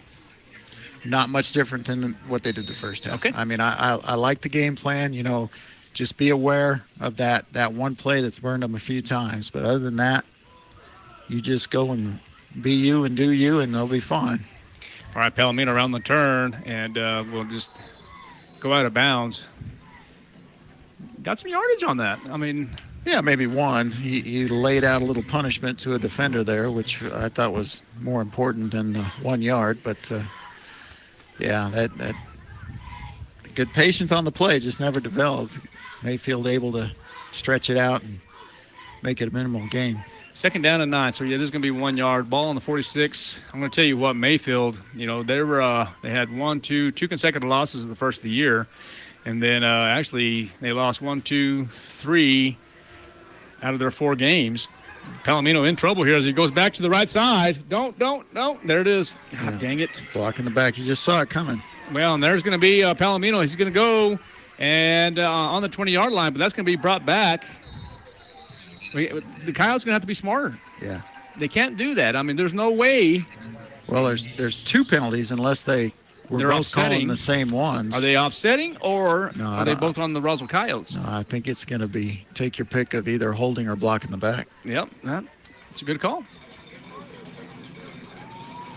But they don't even stay down there, so or mark the spot. So now the onside kick really doesn't play a factor with that penalty. It's going to be moved back.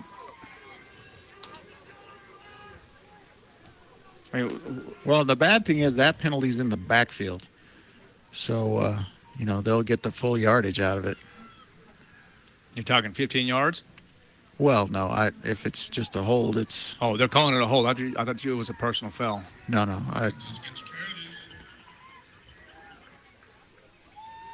Okay, so it's going to be a holding call, 10-yard penalty.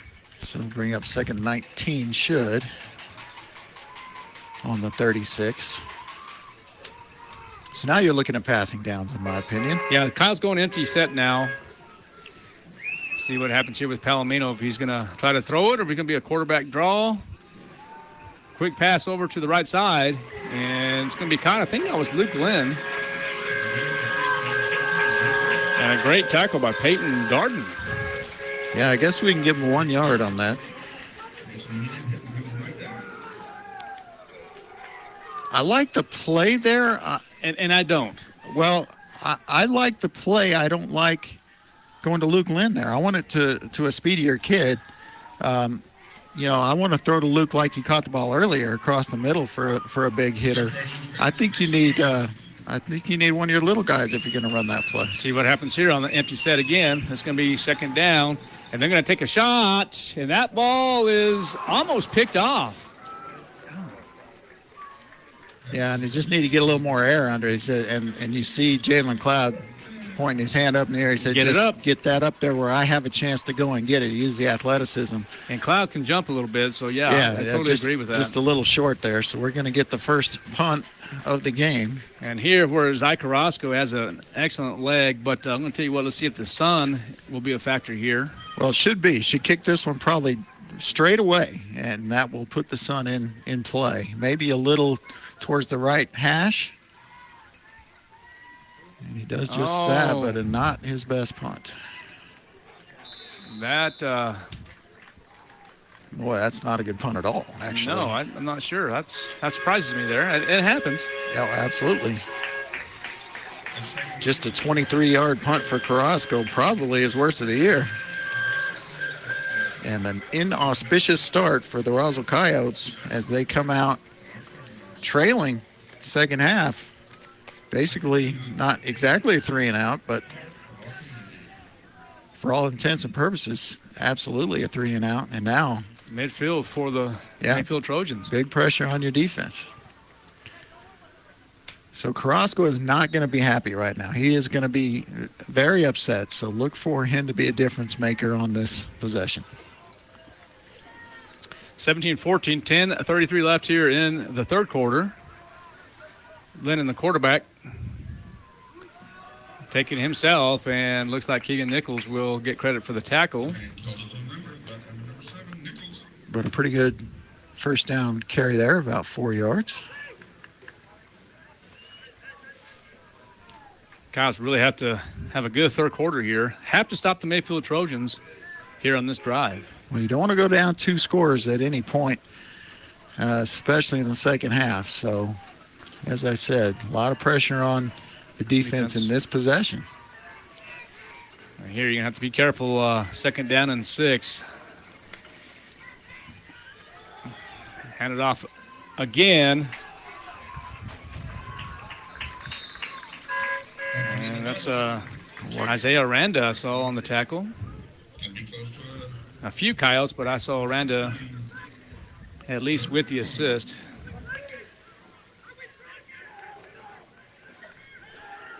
Yeah, Joaquin Bolaños, I think the major tackler on that play. And you can hear Lynn talking with the defense there. And Jeff usually doesn't get too involved with the defense. Right. And he's yelling something there. He's vocal. And Bolaños that time, that'll be a tackle for loss on 3rd and short. So 11 takes out number 11 on that play. He's going to bring up 4th and about 2. Well, they're going to give him progress. 4th and 1. Jeff is just trying to motivate his Coyotes. And, they're going to go for it here. I think you have to. I think this is a no-brainer. Well, yeah, of course. And, you have probably going to the bone here, and that's exactly what they're going to do. They're going to do a little lead, and that's going to be a first down for Mayfield. Zach Carrasco with the tackle, among others, but plenty for a first down.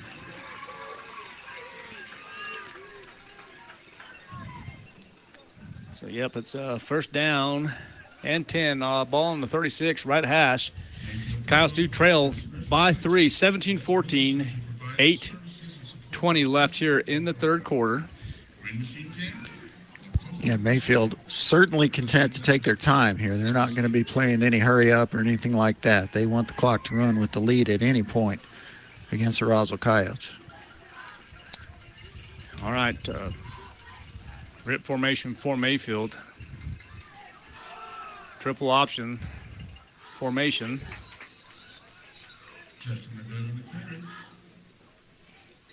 And Big Noah Lynn with tackle. Well, that's something that the Mayfield Trojans are doing exceptionally well here in this game, is they're utilizing that clock, as you mentioned earlier, with the 3-point lead. Yeah, I mean, they want to keep it as close as they can for as long as they can. I mean, that's got to be the game plan. And right now, they're executing it perfectly. Okay, top of your screen is number 12, Julian Cornejo. And nice run by Justin Madrid, and finally brought out of bounds. Andrew Padilla on the tackle. And can have some kind of hold or something on the offense. It is a hold. So that play will come back. Play second down over from behind the sticks. Yeah, I'm real surprised we haven't received any messages or anything this game.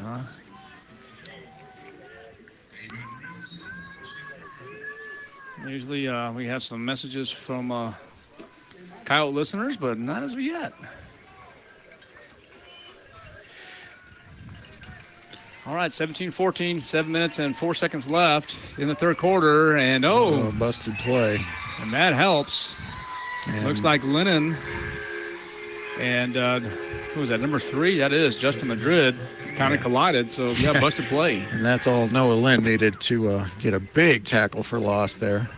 Loss of about 5 with the forward progress, but yeah, you hesitate too long and you're going to be staring at number 71 there in the middle of the pocket.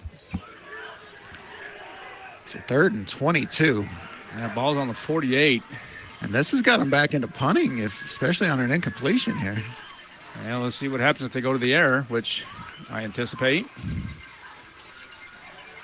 Yeah, trying to get him to jump to get more manageable down and distance, but Coyotes are ready. It is going to be a passing opportunity, and they're going to take a shot here, and it's going to be caught by number 22, Peyton Darden. I'll tell you what, if the Coyotes wind up losing this game, they are going to look at 3rd and long and their defense on 3rd and long and say, how could they have done this to us? But that's at least the 3rd and 1, where they had them in a very favorable position to get them off the field, and they give up a big play. Yeah, Peyton Darden just runs that 9 pattern, that go route, and there's going to be a flag, and that might be a hold.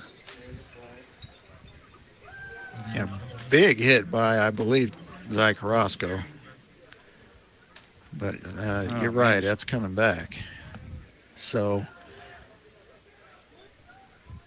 they can get a first down without scoring, but it would have to be inside the 1 yard line. And it looks like they're going to be facing a first and at least 20. Well, that'll definitely help out. 5:52 left in the third quarter. 17-14 in favor of Mayfield.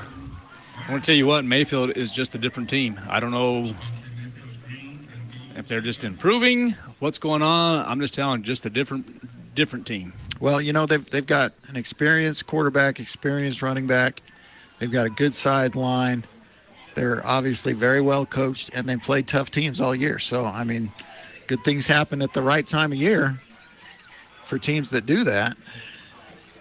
And Lennon weaving his way through gets a big hunk of it back. The defense struggling. Tackling Lennon. So now 2nd down and I'm going to say about 13 or so. Yeah, still in good shape here. The Coyotes to stop them. You know, they could very well kick another field goal. It'd be into the wind. Definitely, that's what the Coyotes, if that was the opportunity, that's what they would want to have instead of there's that pass again. Little fade pass, and guess what? There's going to be a pass interference call. And that's Bubba Marujo. Half the distance of the goal line. You know, there's a lot of pushing back and forth.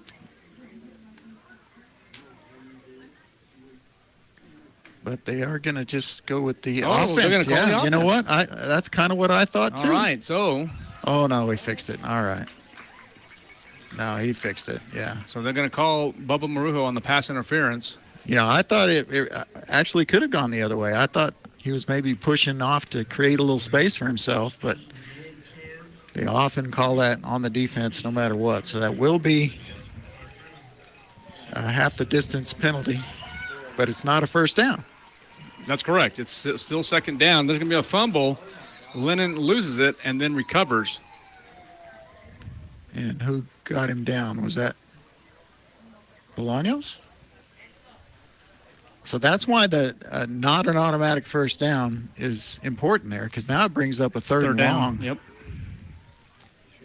And again, could very well be in 4-down territory here. I think if it's me, I don't want a field goal here. I'm taking my chances trying to score on these next 2 plays if I'm Mayfield. So, well, of course. I mean, that's what you should do. But let's see what happens here if the defense of the Roswell Coyotes can stop the Mayfield Trojans on 3rd down and 9.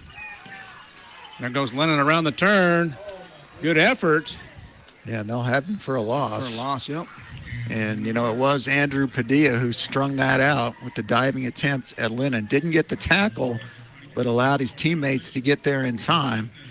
And I think I'm going to give Isaiah Randa the credit for the tackle, but it's going to bring up 4th down, and here comes the kicker. I just wouldn't do it. I wouldn't do it. Quick shout out to Aaron Payne, one of our listeners there, and Coach Fernie Sanchez listening. Oh, I thought he might be here. This is he might neck be of the here. woods, I'll tell you what, maybe Fernie can bring us some food. Hatch green chili. Oh, bring me anything that All right, you look cook. at this. Fernie can cook. Field goal attempt here. And that is no good. So the Coyotes dodge a bullet. All right, we're going to take a break. Coyotes trail by 3, 17-14. KSVPTV.com, Coyote football. When you're active, injuries happen. Don't let them keep you on the sidelines. Make your comeback stronger with Soft Wave Therapy. Cutting-edge treatment to get you back in the action. Soft Wave Therapy is non-invasive and offers quick treatment with little to no side effects. This is the same technology used by the nation's top universities and professional athletes. Get back into the game. Give Premier Chiropractic a call today at 623-2900 or visit healthyroswell.com.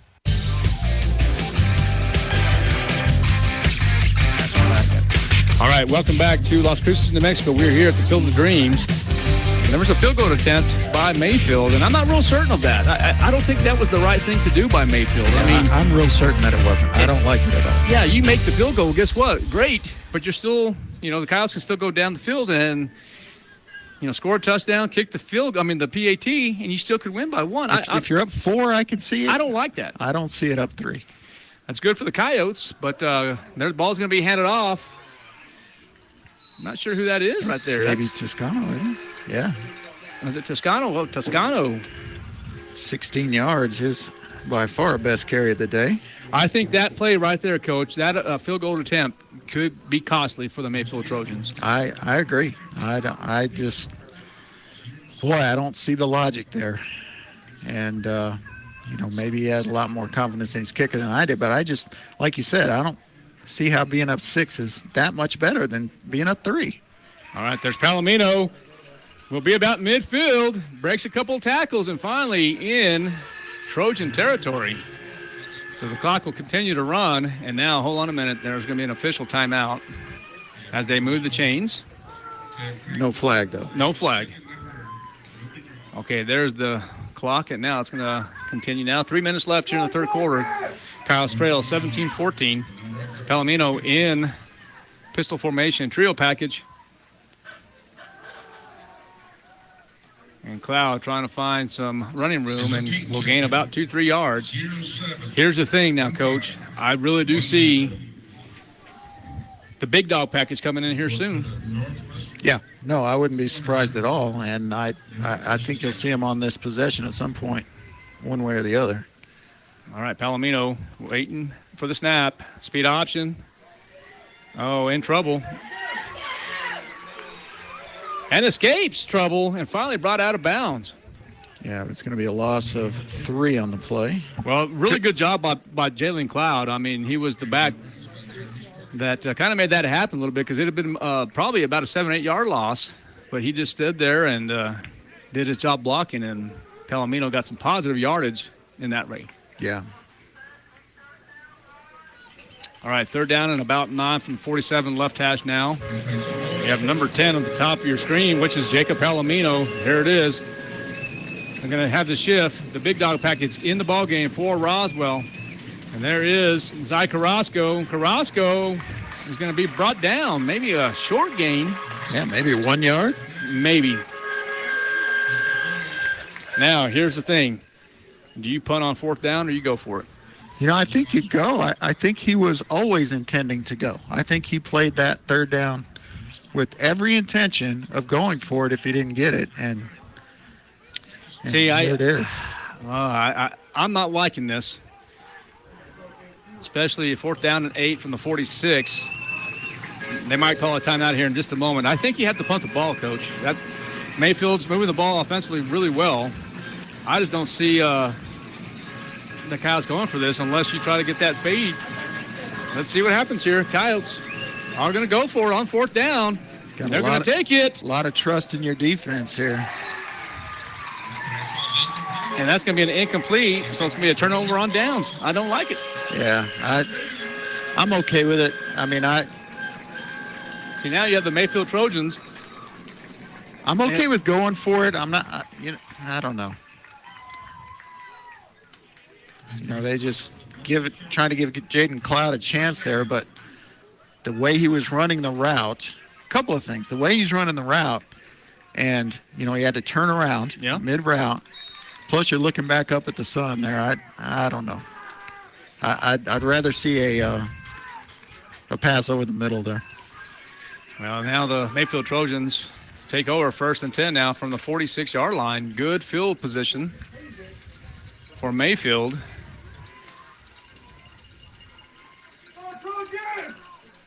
And especially with that missed field goal, I just didn't like it. I mean, that's me. There's that pass again.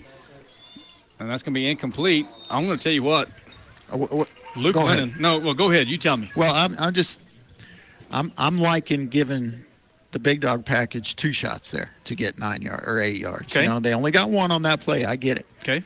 But I leave them on the field. And I say once I put them in on 3rd and 8, I'm saying, okay, 3rd and 8, you got 2 shots to get 8 yards. Instead of the incompletion. Yeah. Right.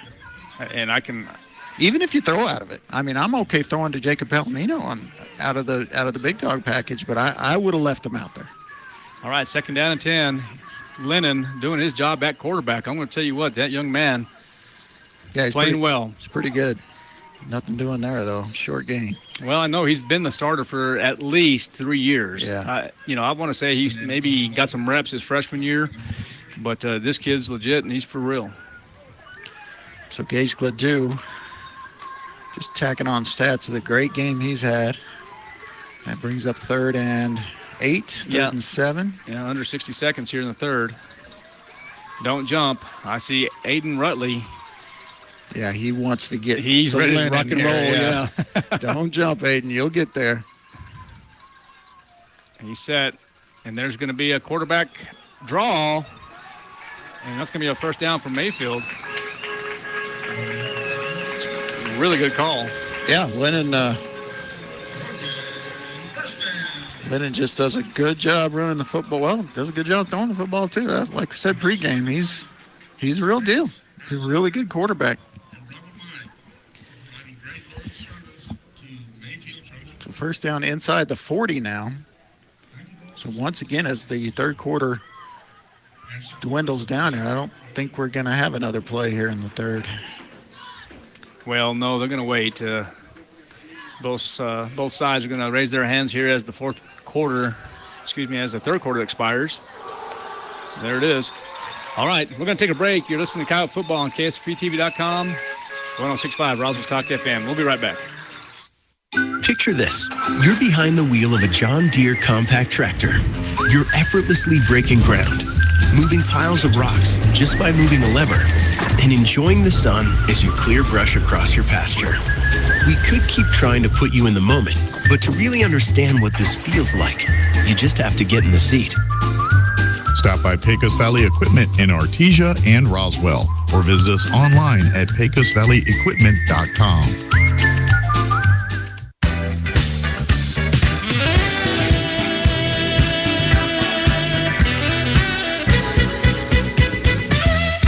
Welcome back. Coyote Football, KSPTV.com, 106.5 Roswell Talk FM. We're here in Las Cruces, New Mexico. Field of Dreams as the 3rd quarter expires, about to start the 4th quarter. Coyotes do trail by 3. Yeah, kind of unfamiliar territory for the Coyotes this year. They were losing to Artesia in the 4th quarter. They were losing to Lovington in the 4th quarter. But other than that, haven't really been losing for very much of the last 2 years. So we'll see how they handle it. This defense certainly capable, but they need another stop in their own territory here to start this 4th quarter because Mayfield's done a great job of time of possession in this ball game. 1st and 10 from the 37. Working middle part of the field. Lennon, the quarterback, shotgun right. And Lennon's going to take it himself and goes nowhere. Maybe a loss of 1. Yeah, not this time. That's thought it was Noah Lynn. It was.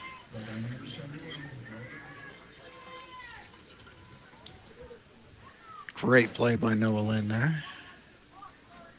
I'm giving him credit for the tackle for loss there. That was a very generous spot. All right, you see number 33, Zayden Salcido coming in. Kyle's going to have to be careful here. Watch pass. With Lennon, he's going to look like he's going to try to take it himself and stop and just deliver. Be careful in the secondary. Yeah, got to stay home, stay on your assignments if you're guarding those receivers. It's going to be a timeout? Yeah, official timeout. Is there a play clock somewhere? I don't see one, but they keep looking around. I'm shocked that there's not a play clock here.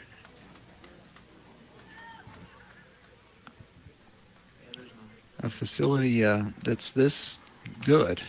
Yeah, with no play clock. No play clock, yeah. That's... Because of the generosity of the Oh. winner, the Mayfield Trojans and their fans and the whole community of Mayfield. I don't know Not sure what they're doing. calling here. We're adjusting the clock, perhaps? The official is looking up towards the timer. Clock operator, whatever you want to call it. And they're looking at the clock, so...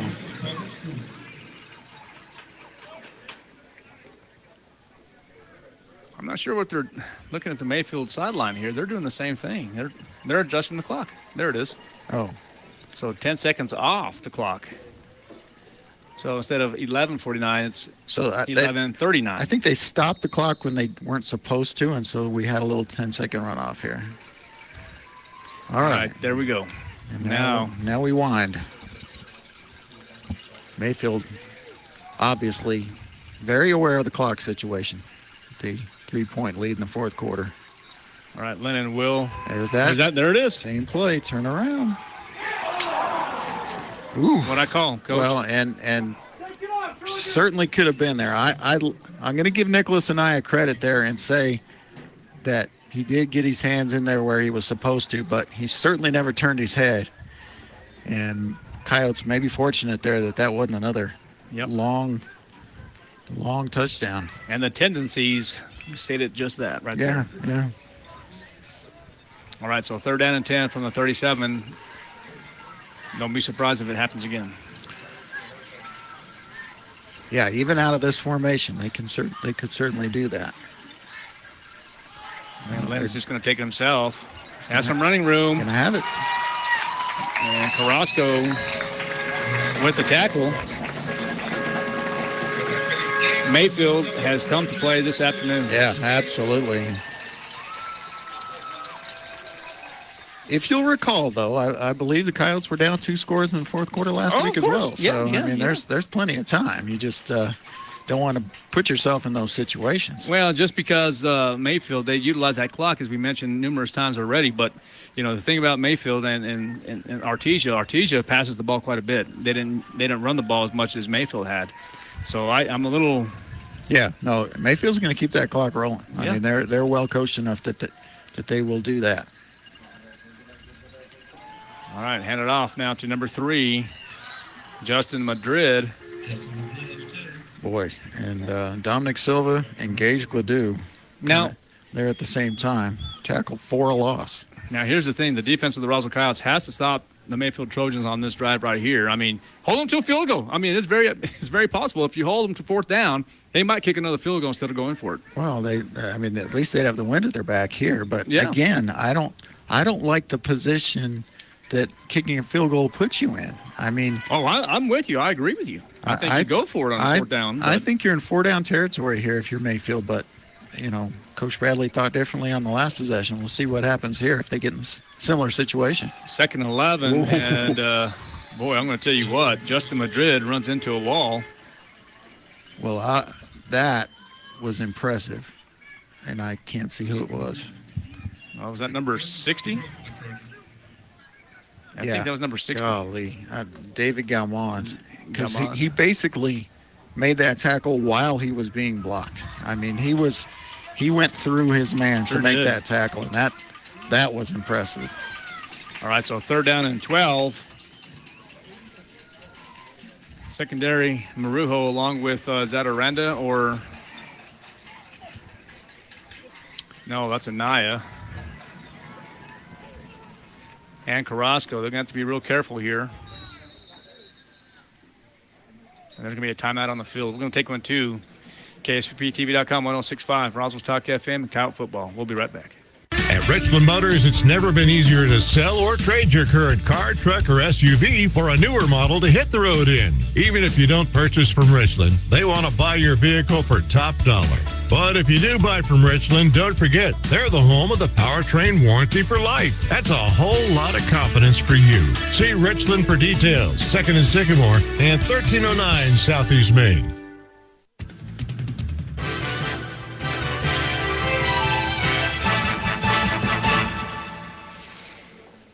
All right, we are back. 17-14 is the score. 9:13 left here in this fourth quarter. It looks like Mayfield did call the first time out of this second half. Coach, do you know?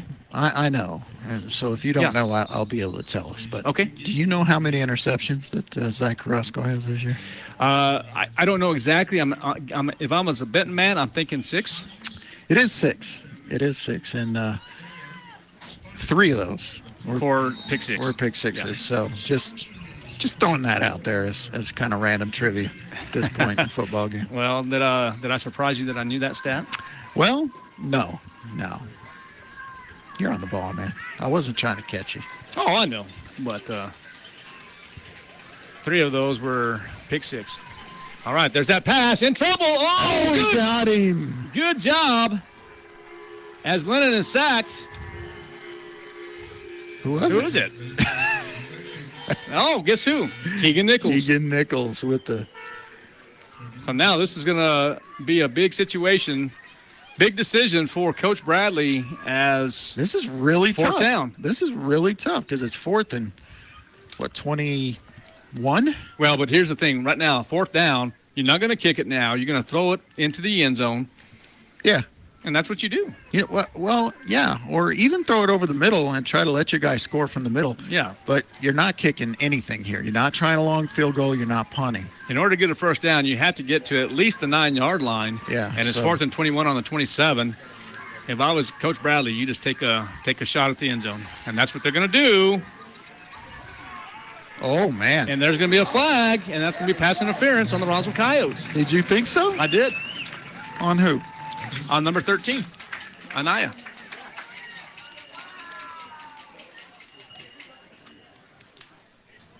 But still, that's going to be a 15-yard penalty. But guess what happens? Yeah, it's not a first down. So you replay the down. Well, actually, it's going to be a 4th down. Yeah, you replay 4th down. It'll be 4th and about. So the ball was on the 26? 21, I think. Oh, no, farther out than that. Yeah, 26, you're right. 26, 27. So they'll get the ball at about the 11? That's going to be 4th and short. Oh, no, half the distance. You don't get the full 15, so half the distance. Still going to be 4th and short. Well, not that short. So half the distance should be 13 yards. Okay. 13 and a half. So it's still going to be 14, 4th and 14. No, it's not. It's going to be 4th and 13. Oh, ball on the 27. Oh, yeah. So I'm forgetting, yeah. They're going to kick it. Now, here's the thing. They're going to try to draw the Coyotes offsides possibly, but now you have the breeze towards the back of number 29. But what does it get you, partner? It's not. It gets you 3 points. The Coyotes weren't going to try and but see, here's the thing. Kick a field goal and try to. The Coyotes go down the field. They score, kick the PAT. You're still up by 1. I'm not sure about that. If it was me, you go for the touchdown. But hey, absolutely go for the touchdown. I think that was in both possessions. On the missed kick, on the made kick. And you know, you and I, neither one are really much for calling out coaching decisions on the air. Well, no, but I just don't get it. I just didn't get it either. And I'm not saying anything about Coach Bradley. I think he's an excellent coach, but I know he's an excellent coach. I just don't think I would kick that. I completely disagree with both decisions to kick those. Well, Coach, we haven't talked about any of the scores around New Mexico. How about you want to try that a little bit? If you have a chance, Well, I've got them, but I thought we kind of did. But oh, did we? Well, that's okay. We can make. I just mentioned a few. Okay. Well, I was asleep, I suppose. I can call them up here. This is great for the Roswell Coyotes. 20-14. You kicked the field goal. It is good. I just don't get it, but no, I'm with you. So, yeah, I'm just trying to 5A football. Miami beat Del Norte 38-0 yesterday. All right. It was, let's see, Los Alamos 63, Valley 33. That's a big score for Los Alamos, and they're going to be pushing for positioning in the tournament. Artesia 55, Goddard 20. Probably knew a little bit about that. Other 5A scores, Gadsden 38, Santa Teresa 0. Well, there's the onside kick again. And look at this. The Coyotes gained possession of it with good field. I just don't get it. You squib it. If you were going to do anything, I thought. You do almost anything but that, yeah, in my opinion. It's like he's trying to lose the game. Well, I don't know what they're doing. I'm all for being aggressive. I'm all for, trying to catch him off guard. And you know what? They had a decent shot of getting that offside kick. But what's the risk reward? Boy, Yeah, I don't know. Well, it's going to be 1st and 10 for the Roswell Coyotes and hand it off to Abe Toscano. Oh, there's a face mask, but they didn't call it.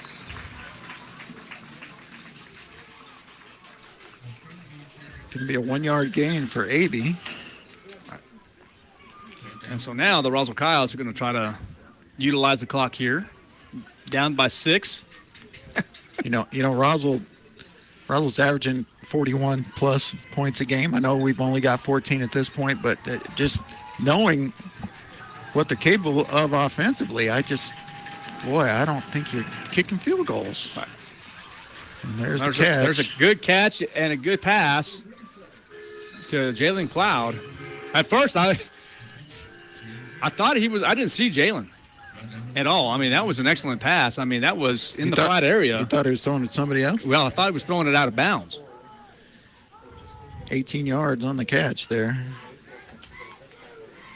So now the Coyotes are in Mayfield territory. Down by 6. Down by 6. Palomino adjusting the offense here. It's 1st and 10 on the 35 now. Hand it off again. And I think at some point you're going to see the big dog package coming in pretty soon. That was number 3 for the Coyotes. Matt Castillo running the ball. Oh, was it? Yep. And there it is. Here comes the big dog package. So 9 yards for Castillo on 1st down, his first carry of the game. And the big dogs are in. All right. Wind up to the right. It doesn't mean they're going that way. We've talked about this before, and it's real hard to stop. But here comes Zai Carrasco. Well, they got him on that one. And that. Boy, that looked like it could have been a face mask. But well, here's the thing. All year round, Coach, nobody has really stopped it. No. They've maybe a few times on a few plays. Mayfield stopped it. Well, 1st down. But, yeah, they limited it to 2 or 3 yards there. It looks like 3. All right, so here it is, 1st down and 10.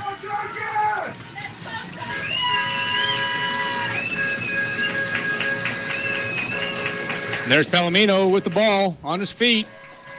And I like that call there. See, you're utilizing the clock. It's 6:14 left in this ball game. You're down 20-14. But the Coyotes are threatening here. And they are inside the 20-yard line.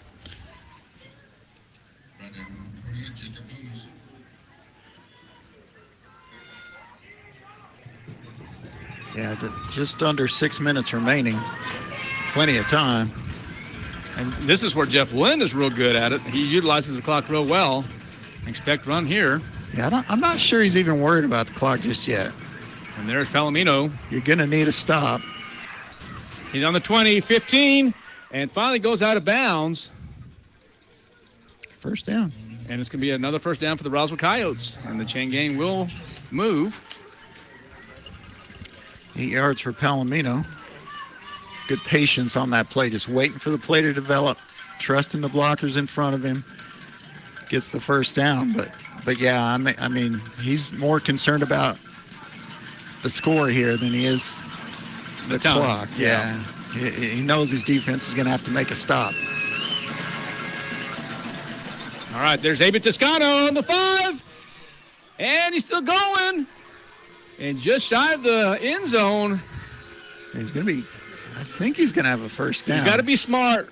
The Coyotes going to have to be smart. There don't need to be any jawing going on. Get back to the huddle, reset, and don't jeopardize your team. Get in there. Okay, they're going to go no huddle now.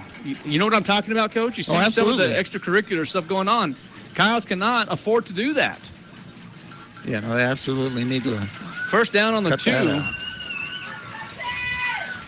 He's just going to push here, isn't he? 4 opportunities. I don't know. No? Oh, look at that. Look at that right there. That's going to be a loss. What a tackle. Loss of 1 for Roswell. So now it's going to be second down from the 3-yard line. Now, big dog package comes in? Sure. Why not? Because they might stop it here. But the odds of them stopping it twice? That's very low. Very low. So expect Carrasco to come in, and he does. Big dog package. I mean, touchdown Zach Carrasco? Well, certainly. I mean, it worked before. Not this time. Actually, Carrasco is going to be tackled for a loss. Third down now. Yeah, that's as effective as any defense has been against that package. All year. All year. Absolutely all year. Okay, so now you bring in Palomino again and Jalen Cloud. Let's see if the Coyotes can get in this way with 2 more opportunities. Third down and 4 from the 4. Yeah, you're absolutely got 2 downs to do it here. Roll him out. There's Palomino as he's rolling out to the right side, in trouble. And does he get in? Close. It's going to be real close. It's going to be on the 1-yard line. So now it's 4th and 1. And there's a Mayfield Trojan down on the 10-yard line.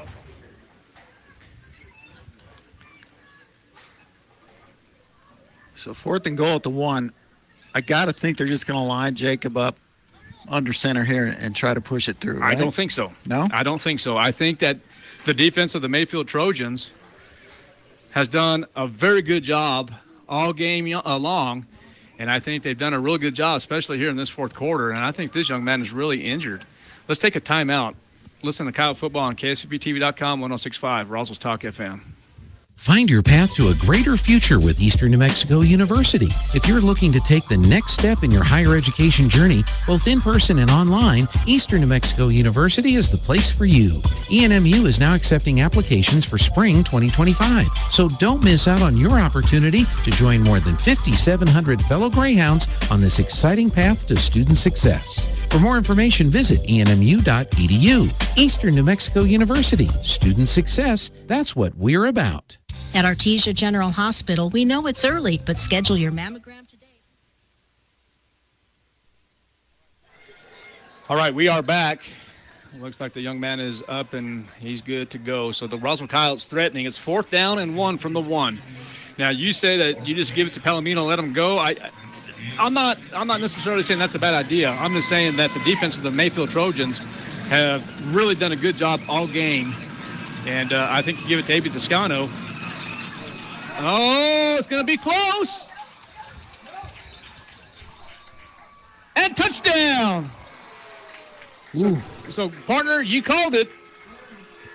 And you know what? I'm going to tell you what. Palomino scored. But I'm going to tell you what made that happen was Abit Toscano pushed him in. Yeah, touchdown Coyotes from 1 yard out. Did the old tush push action and I tell you what, that was about as close as it gets. All right. Now, this is what happens. This is a big PAT here. If you kick it and it's good, Coyotes go up by 1, possibly. Let's see right now. It's 20-20. Well, I tell you what, and this is why we didn't like the 2 field goal attempts. Right. This is 100% why. So Frankie the leg. There it is. It's up and no good. Yanked it. Oh, no. All right, we're going to take a break. It's all tied up here in the fourth quarter of 2020 with 3:36 left in this ball game. KSVTV.com, Coyote Football. At Artesia General Hospital, we know it's early, but schedule your mammogram today and save. Call 855-RAD-EXAM and save 10% off mammograms scheduled through October, Breast Cancer Awareness Month. And get a refreshing drink discount from Kith & Kin in Artesia or Blue House in Carlsbad. We use leading-edge, FDA-approved Genius 3D mammography technology to deliver more accurate results faster and with more comfort. Women over 40 do not need a referral for yearly screenings. Learn more at artesiageneral.com/mammogram.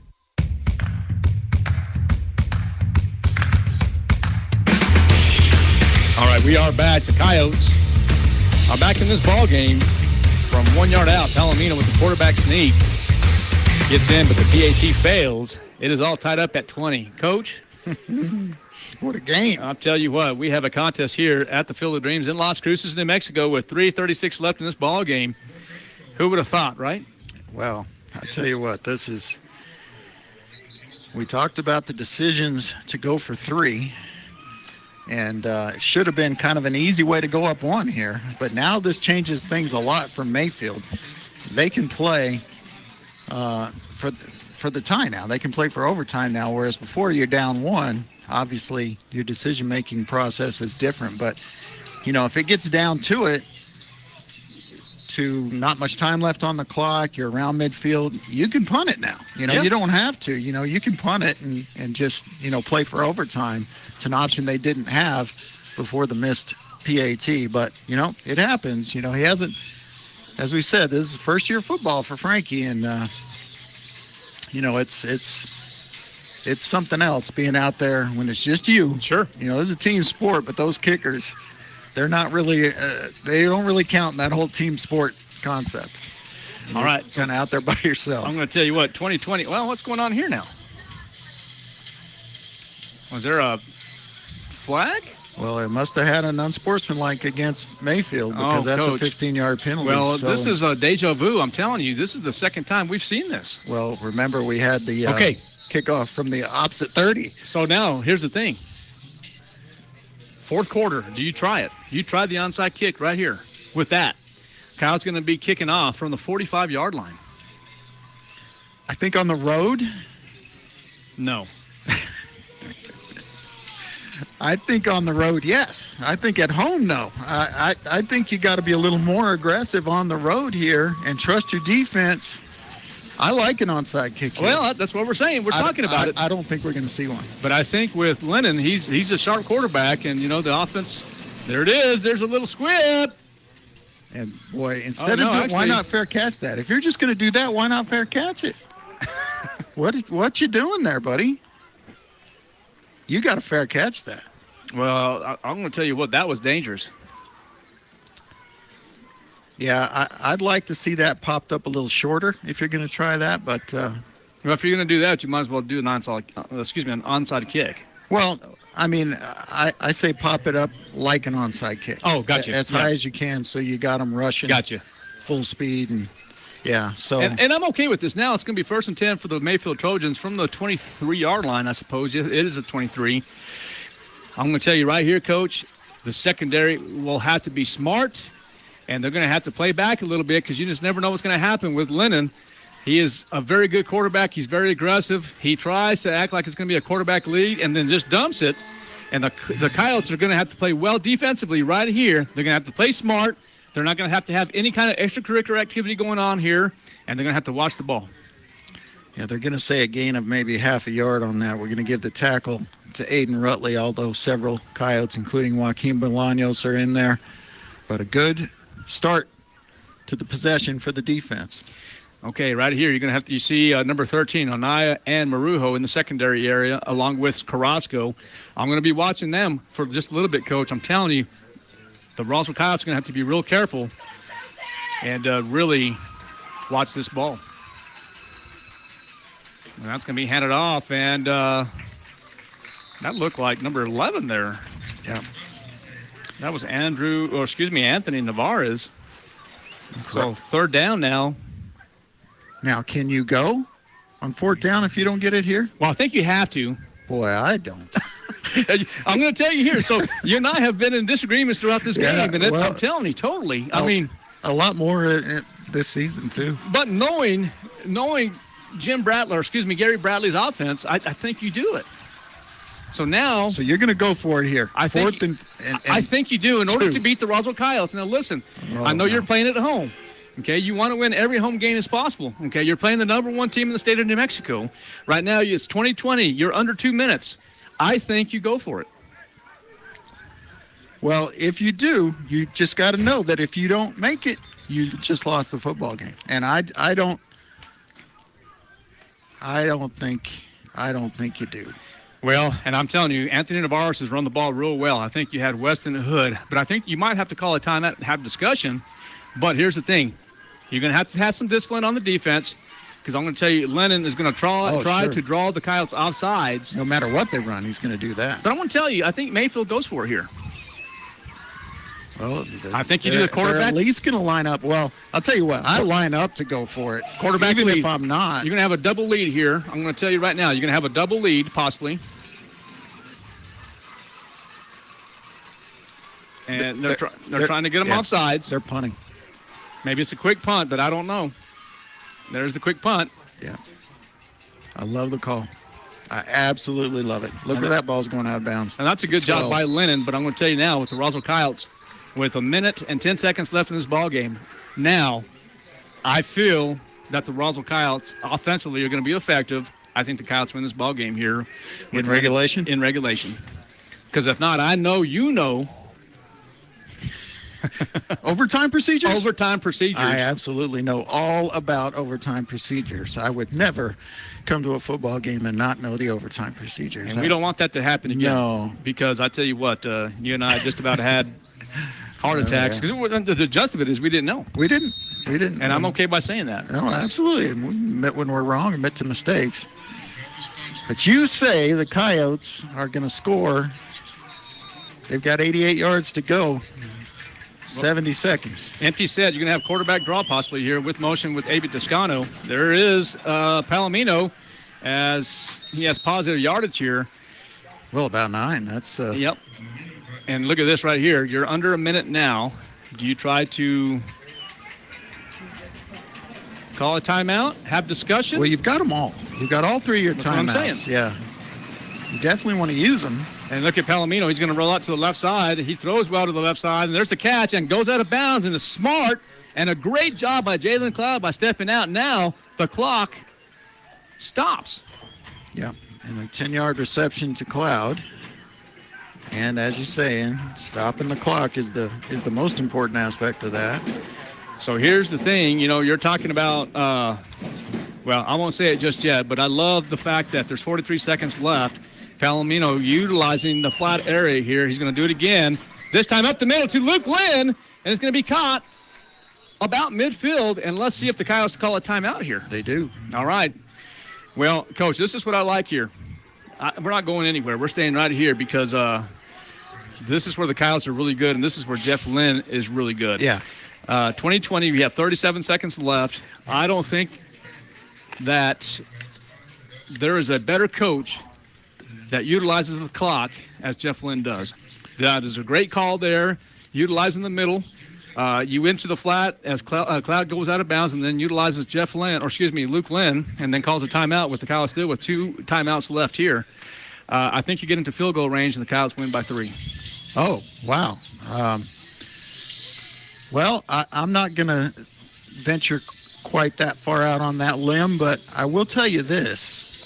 What I like here is, you know, as those of you who follow us know, Coach Lynn has ceded the play calling duties to Derek Gomez, Coach Derek Gomez. And so he's the one calling these plays. But as you said, one of Jeff Lynn's many strengths is game management.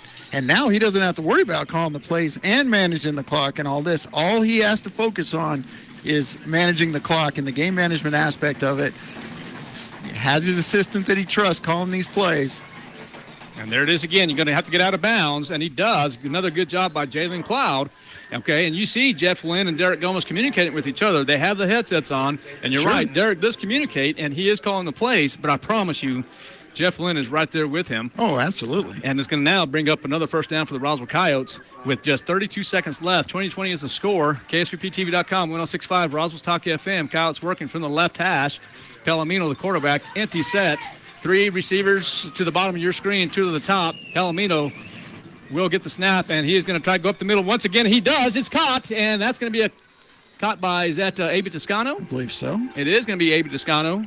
And now with 26 seconds left, Coyotes moving the ball now in Mayfield territory. And there's going to be another timeout. We'll take a quick one, too. KSVPTV.com, 106.5, Roswell's Talk FM, Coyote Football. At Artesia General Hospital, we know it's early, but schedule your mammogram today and save. Call 855-RAD-EXAM and save 10% off mammograms scheduled through October, Breast Cancer Awareness Month. And get a refreshing drink discount from Kith & Kin in Artesia or Blue House in Carlsbad. We use leading-edge, FDA-approved Genius 3D mammography technology to deliver more accurate results faster and with more comfort. Women over 40 do not need a referral for yearly screenings. Learn more at artesiageneral.com/mammogram.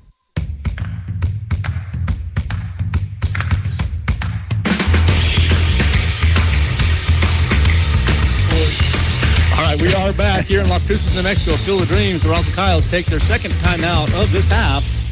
Trojans with 2, Coyotes with 1. Coyotes first and 10 on the 26-yard line. And you and I have a lot of discussion, but I'm going to tell you what. I don't think you and I have disagreed with each other more than we have this game, but I'm going to tell you this year, too. I mean, this isn't the first game that we've had. But it's been fun. It has been fun. And it's great to get different perspectives. If Coach Boggs only knew what was said during commercials. All right, there is a flag on the play, and that one might be on the Coyotes. Yeah, nice catch for a first down by Toscano. Well, I think there's movement. Well, and I'm not sure they called it a catch anyway, although they do have somebody spotting. So this will be interesting. Yeah, it'll be on Roswell. So. Yeah. Did you see someone move? Yeah, I did. Okay. But let's see what the indication is here, what the call is. I don't think, you have 22 seconds left. You try working the flat area a little bit, I think. Now let's see if this is going to be a holding call. Well, that's the signal he made initially, so it'll be 2nd and 15. Or 1st and 15. Well, it's going to be 2nd and 15. And let's see if Palomino will get his Roswell Coyote set up here. He does. Pistol formation. And he's dropping back to pass, and there's going to be another flag. On that. Oh, they got Jalen Cloud, looks like. Yeah, he's moving quick. That's the second time.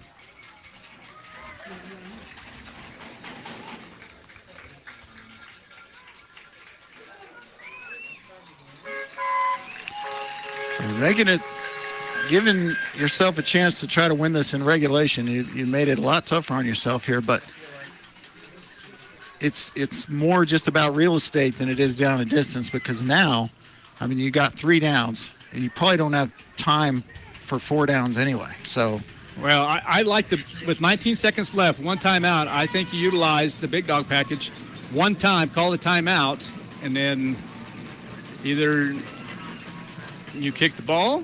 When I say kick the ball, you kick the field goal. I'll tell you what, the big dog package has kind of been just a 50-50 proposition in this game, partner. I think you got to put the ball in Jacob Palomino's hands and see what he can do with 3 downs here. You still got 2 timeouts. You can stop the clock. You got the whole field. You got the whole playbook. Well, you have 1 timeout. Oh, sorry, 1 timeout. And you're going to take a shot to the end zone, and look at Palomino. And that's going to be incomplete. Yeah, really just kind of giving Jaden Cloud a chance to go up and get it, but I tell you what, that's... So now it's going to be 3rd down. You still have 2 opportunities. Yeah, and if you do happen to get it inside the 15-yard line, you can stop the clock with your last timeout. Okay, so now I don't see any field goal at this point right now. I mean, you're going to have to get within or inside the 15-yard line, or inside the 20, better yet. Well, not on this play. Yeah, I mean, you'd have to use your timeout, but get out of bounds. Oh, no. No, that's not good. Now he's got to call it. So now it looks like we might be going into overtime. Possibly. With 7 seconds left, it's tied up at 20. You got another shot at the end zone here. And now you just got to roll it out and throw it up. So you're going to see Keegan Nichols out here. You're going to see, well, you would see Mason out here if he were you want my opinion? Not in street clothes. So you're saying throw the ball in the end zone? Absolutely. What are you doing? I'm putting the big dog package in. Oh, gosh. I mean, that's low risk for sure. I put the big dog package in. Try anything right now. I mean, what do you have to lose with 9 seconds left? I just think the odds are much better with your regular quarterback throwing it. I mean, big dog's been great, but it hasn't been great from 32, 33 yards. I mean, I'm throwing it up Keegan Nichols. If it's me, I'm throwing it up for Keegan. Well, let's see. He's in the slot here on the right side. Empty set now. Palomino, the quarterback. 3rd down and 20. This could be the last play of this game. Yeah, they had the downs wrong. It is just 3rd down. And they're going to throw it up. Jaden Cloud catches it, and he's going to be in. So they got to spike it? Wait a minute. Time has expired. Cloud catches it at the 1 yard line. Well, time shouldn't have expired. There is no way time expired on that. There were 9 seconds.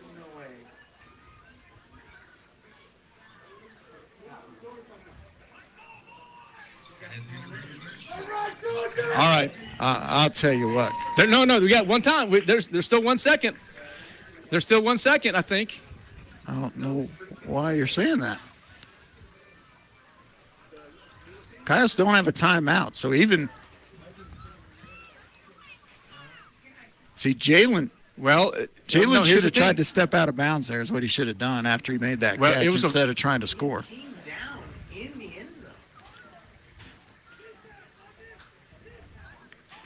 Okay, well, we're trying to find out exactly what's going on. I know there's discussion with Jeff Lynn and the officials. Well, it's going to be a 35-yard reception to Jalen Cloud. We'll get that. That has been confirmed. Okay, looks like we're going to be going into overtime. I mean, I'm just talking inches away from the end zone. Well, my concern is with the clock. I don't think there's, and maybe I'm wrong. We'll look at the film. I don't think there's any way that could have took 9 seconds. I think there's a little home cooking there on not stopping the clock. I thought it was pretty close. But here's the thing. No, I was going to say the clock could run anyway. They've got to move the chains. They've got to move everything up. Okay. So even if there's 1 second left, they probably couldn't have lined it up in time. But it shouldn't have expired. I thought it did. Immediately, it shouldn't have expired. And I thought, and maybe it did. Here's the thing that I saw from my angle. I saw Jalen Cloud catch the ball, and I thought he was thrown into the end zone. Well, it wasn't down. So we're going to have to look at that on KSVPTV.com and look at that replay, because I'm going to tell you what, but Coach, we're going into overtime, and I know you know some procedures about overtime. All right, so following regulation play, a 3-minute intermission will take place, which they already did wrong. They only put 2 minutes up there. Each team gets 1 timeout per overtime, no carryover, so each team just has 1. Once the 3 minutes expires, and in our case 2 minutes, the coin toss is conducted at midfield, where the winner of the toss has 3 options, either offense first, defense first, or end of the field. Okay. The loser of the toss has the remaining options. To start each overtime period, the offensive team will always start out first and goal to go at the 10, unless moved by penalty on previous play in regulation or earlier in the overtime. It's first and goal to go, no matter what the distance is, even with the penalty. If the defense gains possession at any time, the ball's dead immediately, and the defense cannot return the ball for a score. So there'll be no pick six, scoop six ending of this game. There's only one coin toss. If more overtime periods are needed, then they'll alternate. They won't alternate. The loser of the toss will have the three options for all overtime period. They will alternate. So that's, 2-minute intermission in between overtime periods if they're needed. No try for point attempted if the winner of the game's been determined. So if the first team doesn't score, second team does, they don't try for an extra point. The team can get a first down on an automatic first down foul by the defense for roughing the passer, unsportsmanlike defensive holding. And at no time is the offense required to go for 2 points. So, it doesn't make much sense, but if the first team goes for 2 and gets it, you don't have to go for 2 down there, right? But you're going to lose the game if you don't. So there you go. There's your overtime procedures. I did not see who won, and it's probably hard to tell. I wasn't even paying attention, actually. I was just kind of recapping this here, what you were talking about as far as the overtime procedures. Now, here, this kind of almost feels like a state championship game on a Saturday afternoon. I know. It's kind of crazy. Mayfield and Roswell. So Mayfield is going to have the ball first. The ball first. That doesn't necessarily mean they won the toss, but for whatever reason, they have taken the ball first. I think if I'm Coach Lynn and I won the toss, I probably would have said defense first. But in any case, it will be Mayfield on the field first. Now, here's where that big dog package, to me, is a huge asset for the Roswell Coyotes, because if it's me, I'm probably putting it in the hands of my big dogs for 10 yards and 4 downs to do it. Even as well as Mayfield has played it, I'm even letting Zai throw a pass to Jacob if needs be. But I think I'm playing overtime with the big dogs. You and I agree on that. Okay. So we're not going to disagree on everything today. Not about everything. Okay. I'm going to tell you what, but there's one thing that you and I agree on, and I think you utilize that big dog package here in overtime. And the score is 20-20. Quarter 5 as they put up on there. Wishbone action for Mayfield. Lennon rolling out to the right side. In trouble, but will deliver. And that is going to be caught. And they're going to say it's out of bounds. Whew. And, wow, my friends. Yeah, official right there. Now, here's the thing. Any score is a score. So you're scoring first down, great. If it take all 4 downs to score, fine. It's all the same. You've got 4 downs to score. You can kick a field goal at any time during overtime. Correct. So, okay. That's an option too. But the thing about it, you kick a field goal, and we've seen this twice today already. The Coyotes, all they need to do is score, and they win it. Yeah. So, but here's the thing, 20-20 now. It's going to be second down, and look at that. They all go heavy to the left side here, and I believe that was Lennon just took the ball. Yeah, about 3 yards. Tackle made by... Well, it doesn't matter. Joaquin Bolaños. It's going to be third down now, and they're going to call it 7 yards? Yes, they are. They're going to call it third down and 7 on the 7. So is Gary Bradley going to kick a field goal if they don't get any yards here, or lose yards? I have a feeling Gary will. Really? Because I think his defense has played good enough to do that. But it's only third down and 7. Let's see passing situation here. Lennon is going to be stuck by number 3, I believe. No, that's Andrew Padilla. Great tackle by Andrew Padilla. And now it's decision time for Coach Bradley. This has been a kicking situation for him earlier, but those decisions weren't overtime decisions. He has 1 timeout if he wants it. And look at this. He's going to have number 49 come in here. That's Brody Wilkie. Yeah, they're just going to run the football here. Bring in the big tight end, Wilkie. They also bring in number 90, another big tight end, Fabian Zuniga. So, yeah, they're either just going to run your play, your favorite play. Yep. There's going to be a heavy package here. Let's see if they're going to go double tight end. And now Coach Bradley thinks better of it. Well, Coach, I don't think we go anywhere. I think we stay here. No, we'll stay here in all the overtimes. Okay, well, in your opinion now, if you were Gary Bradley on 4th down and 7, you're in overtime, scores 20-20, what would you do? I think you have to go for the touchdown. I really don't think a field goal is safe enough because I'm not even sure Coach Lynn goes for a field goal to maintain the tie in overtime. I think Jeff tries it 4 times down there, so I think you have to go for the touchdown. All right, so you and I are going to disagree on this again now. So I think if you're Gary Bradley, I think you kick the field goal, and I think the Mayfield Trojans defense has played good enough this afternoon and has already stopped Zy Carrasco a couple of times in that big dog package. I think that Gary Bradley has enough confidence in his defense to do that. Now, to stop him 4 times in the big dog package. It's very possible, but like I said, it looks like Gary Bradley, it looks like I'm wrong. It looks like Gary Bradley is going to go for it on 4th and 7. And let's see if you can go with the fade right here. Okay, look at this. Now this is where they did the pitch back pass. Yeah, again. Do it again. Nope. And it's going to be a touchdown. Yeah, that's a nice play call there. So Xavier Ochoa. The fake pitch back pass. So that's an experienced good head coach right there because you ran that play earlier, right? You showed it to him. You showed him what you were going to do. And instead, the second time you take option 1 instead of option 2, and it works.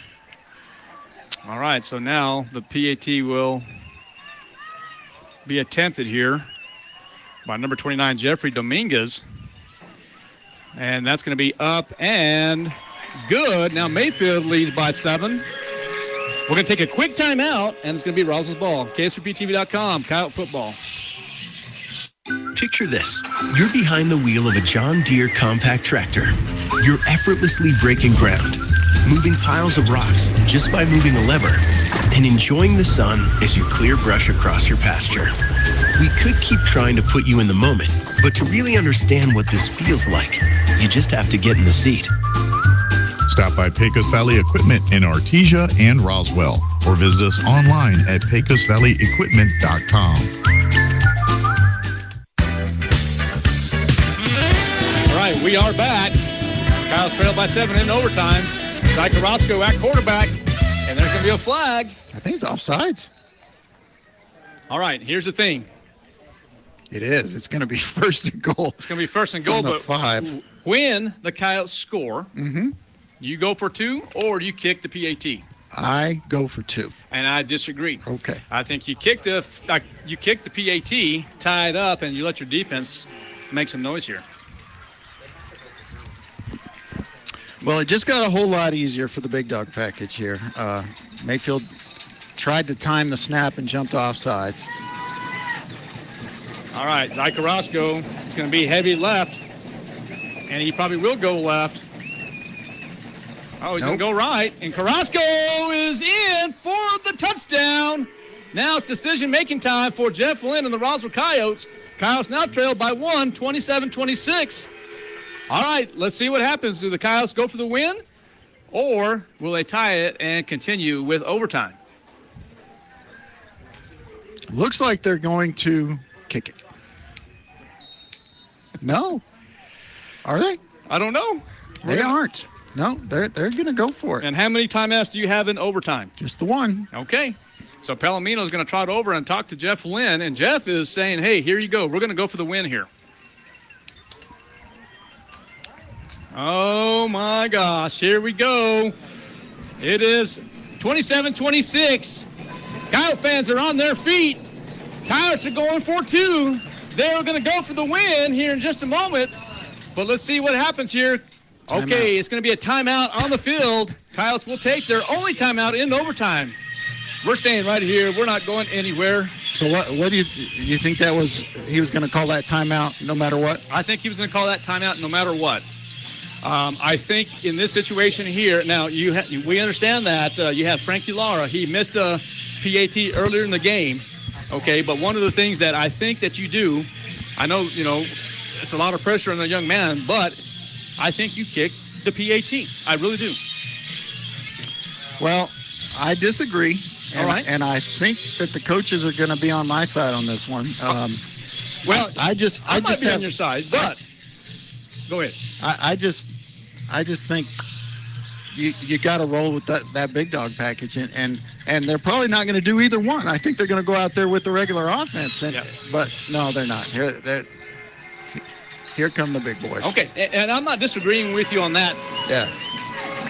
For the most part here, but I'm just telling you, they have stopped Zy Carrasco twice already with the big dog package. They're going to go heavy right, trio package. Are the Coyotes going to go to the right side for the win? And here's Zy Carrasco going around. Coyotes win in overtime. Coyotes win in overtime. And the big dog package works once again, and the second overtime win for the Roswell Coyotes, and that's why, my friends in Roswell, why the Roswell Coyotes are the number one team in the 5A classification. 28-27 in overtime. Wow. Wow, that's right. Ladies and gentlemen, we're going to take a timeout, go over some stats, talk about this game, and I tell you what, we'll be right back. KSUPTV.com, Roswell Coyote Football. Now's the time to get a great deal on the #1 selling compact tractor in the U.S. Professional-grade mowers, durable sidekick utility vehicles, and versatile compact tractors. It's the equipment you need to take care of your land. Right now, bring home select Kubota equipment for 0% APR for up to 84 months. Visit your local Kubota dealer, Amigo Machinery at 2801 Southeast Main Street in Roswell. Maybe your AC unit needs a little tender, loving care. If you don't know where to turn, then you don't know Jack. In fact, they're downright funky. Let the boys at Fergie's Plumbing and Heating get your AC unit ice cold, just like some of my lady friends. Don't let any fool make you lose your cool. Fergie's Plumbing and Heating. If you don't know Fergie, then you don't know Jack. 632-2660. If you're missing a tooth or several teeth, a dental implant may be the ultimate solution. Implants look and feel so much like real teeth that you probably forget you have an implant. Maupin and Brown Dentistry is one of New Mexico's most experienced implant providers, with literally thousands of implant patients who are absolutely delighted with the results. Call Maupin and Brown today for an evaluation. You'll be surprised how affordable implants can be. Maupin and Brown, your choice for experienced, state-of-the-art dentistry. At Richland Motors, it's never been easier to sell or trade your current car, truck, or SUV for a newer model to hit the road in. Even if you don't purchase from Richland, they want to buy your vehicle for top dollar. But if you do buy from Richland, don't forget, they're the home of the powertrain warranty for life. That's a whole lot of confidence for you. See Richland for details, 2nd and Sycamore, and 1309 Southeast Main. So your pecans aren't as big and bountiful as they used to be? Well, what would Jim Gill do? Hi, this is Ben from Roswell Seed Company. Few people knew as much about pecans as Jim Gill. And if he were here today, he'd tell you it was time to fertilize. He'd tell you just what you need and show you how to use it. Then he'd make some joke about your neighbors making fun of your nuts. So when there's trouble with your pecans, head for Roswell Seed Company and ask them, what would Jim Gill do? Central Valley Electric is continually learning and advancing technology that improves electric service, reliability, and safety, and in turn enhancing the quality of life for members that we serve in our local communities. CVE offers an account management program called Smart Hub that allows members to track their usage, set up convenient pay methods, and the ability to manage their energy use with smart technologies. A secure system such as Smart Hub is an easy tool to use. To sign up, visit cvecoop.org and click Smart Hub to get started.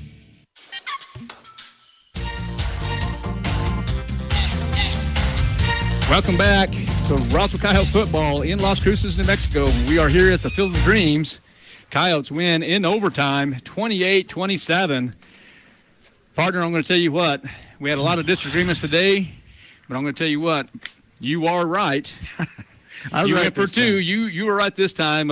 Zy Carrasco did go for 2 on the after he scored the touchdown. And tell you what, put the Coyotes on top. And tell you what, you have some stats for us, don't you, partner? I certainly do. All right. Points after touchdown, 2 out of 3.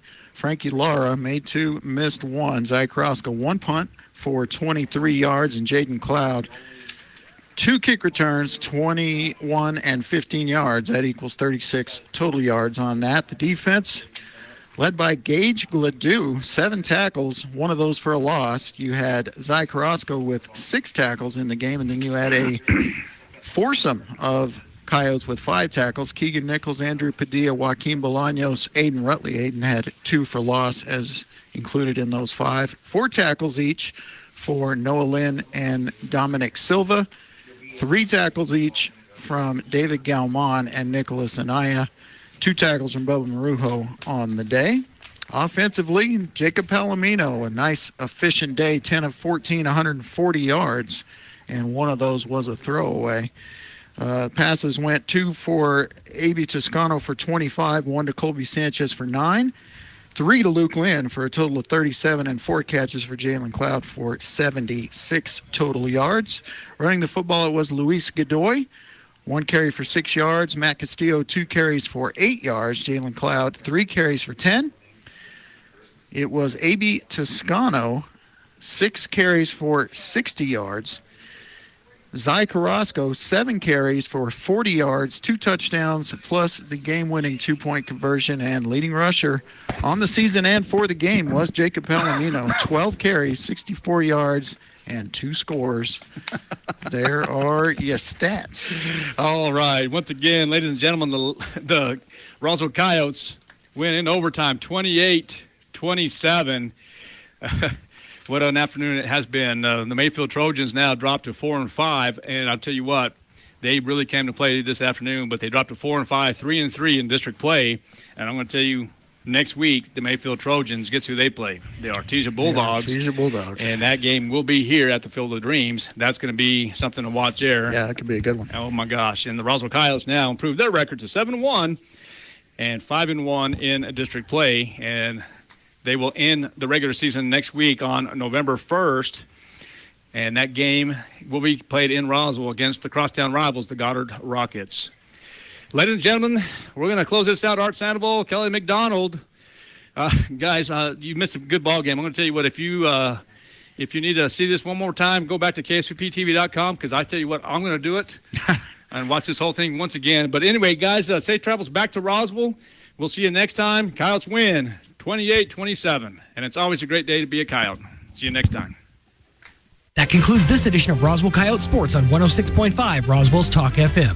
Sports on 106.5 Roswell's Talk FM and online at KSVPTV.com is presented by Artesia General Hospital, Bob Reed Pest Control, Candlewood Suites, Central Valley Electric Cooperative, Dion's Pizza, Salads, and Subs, Eastern New Mexico University, Farmers Country Market, Moppin and Brown Dentistry, Pecos Valley Equipment, Richland Chrysler Jeep Dodge Ram, Roswell Seed, Trustmark Roofing, Eastern New Mexico University Roswell, Amigo Machinery, Richland Motors, Wakefield Oil, Plateau, Bergie's Plumbing and Heating, and Wakefield Oil Express. We now return you to your regular scheduled programming.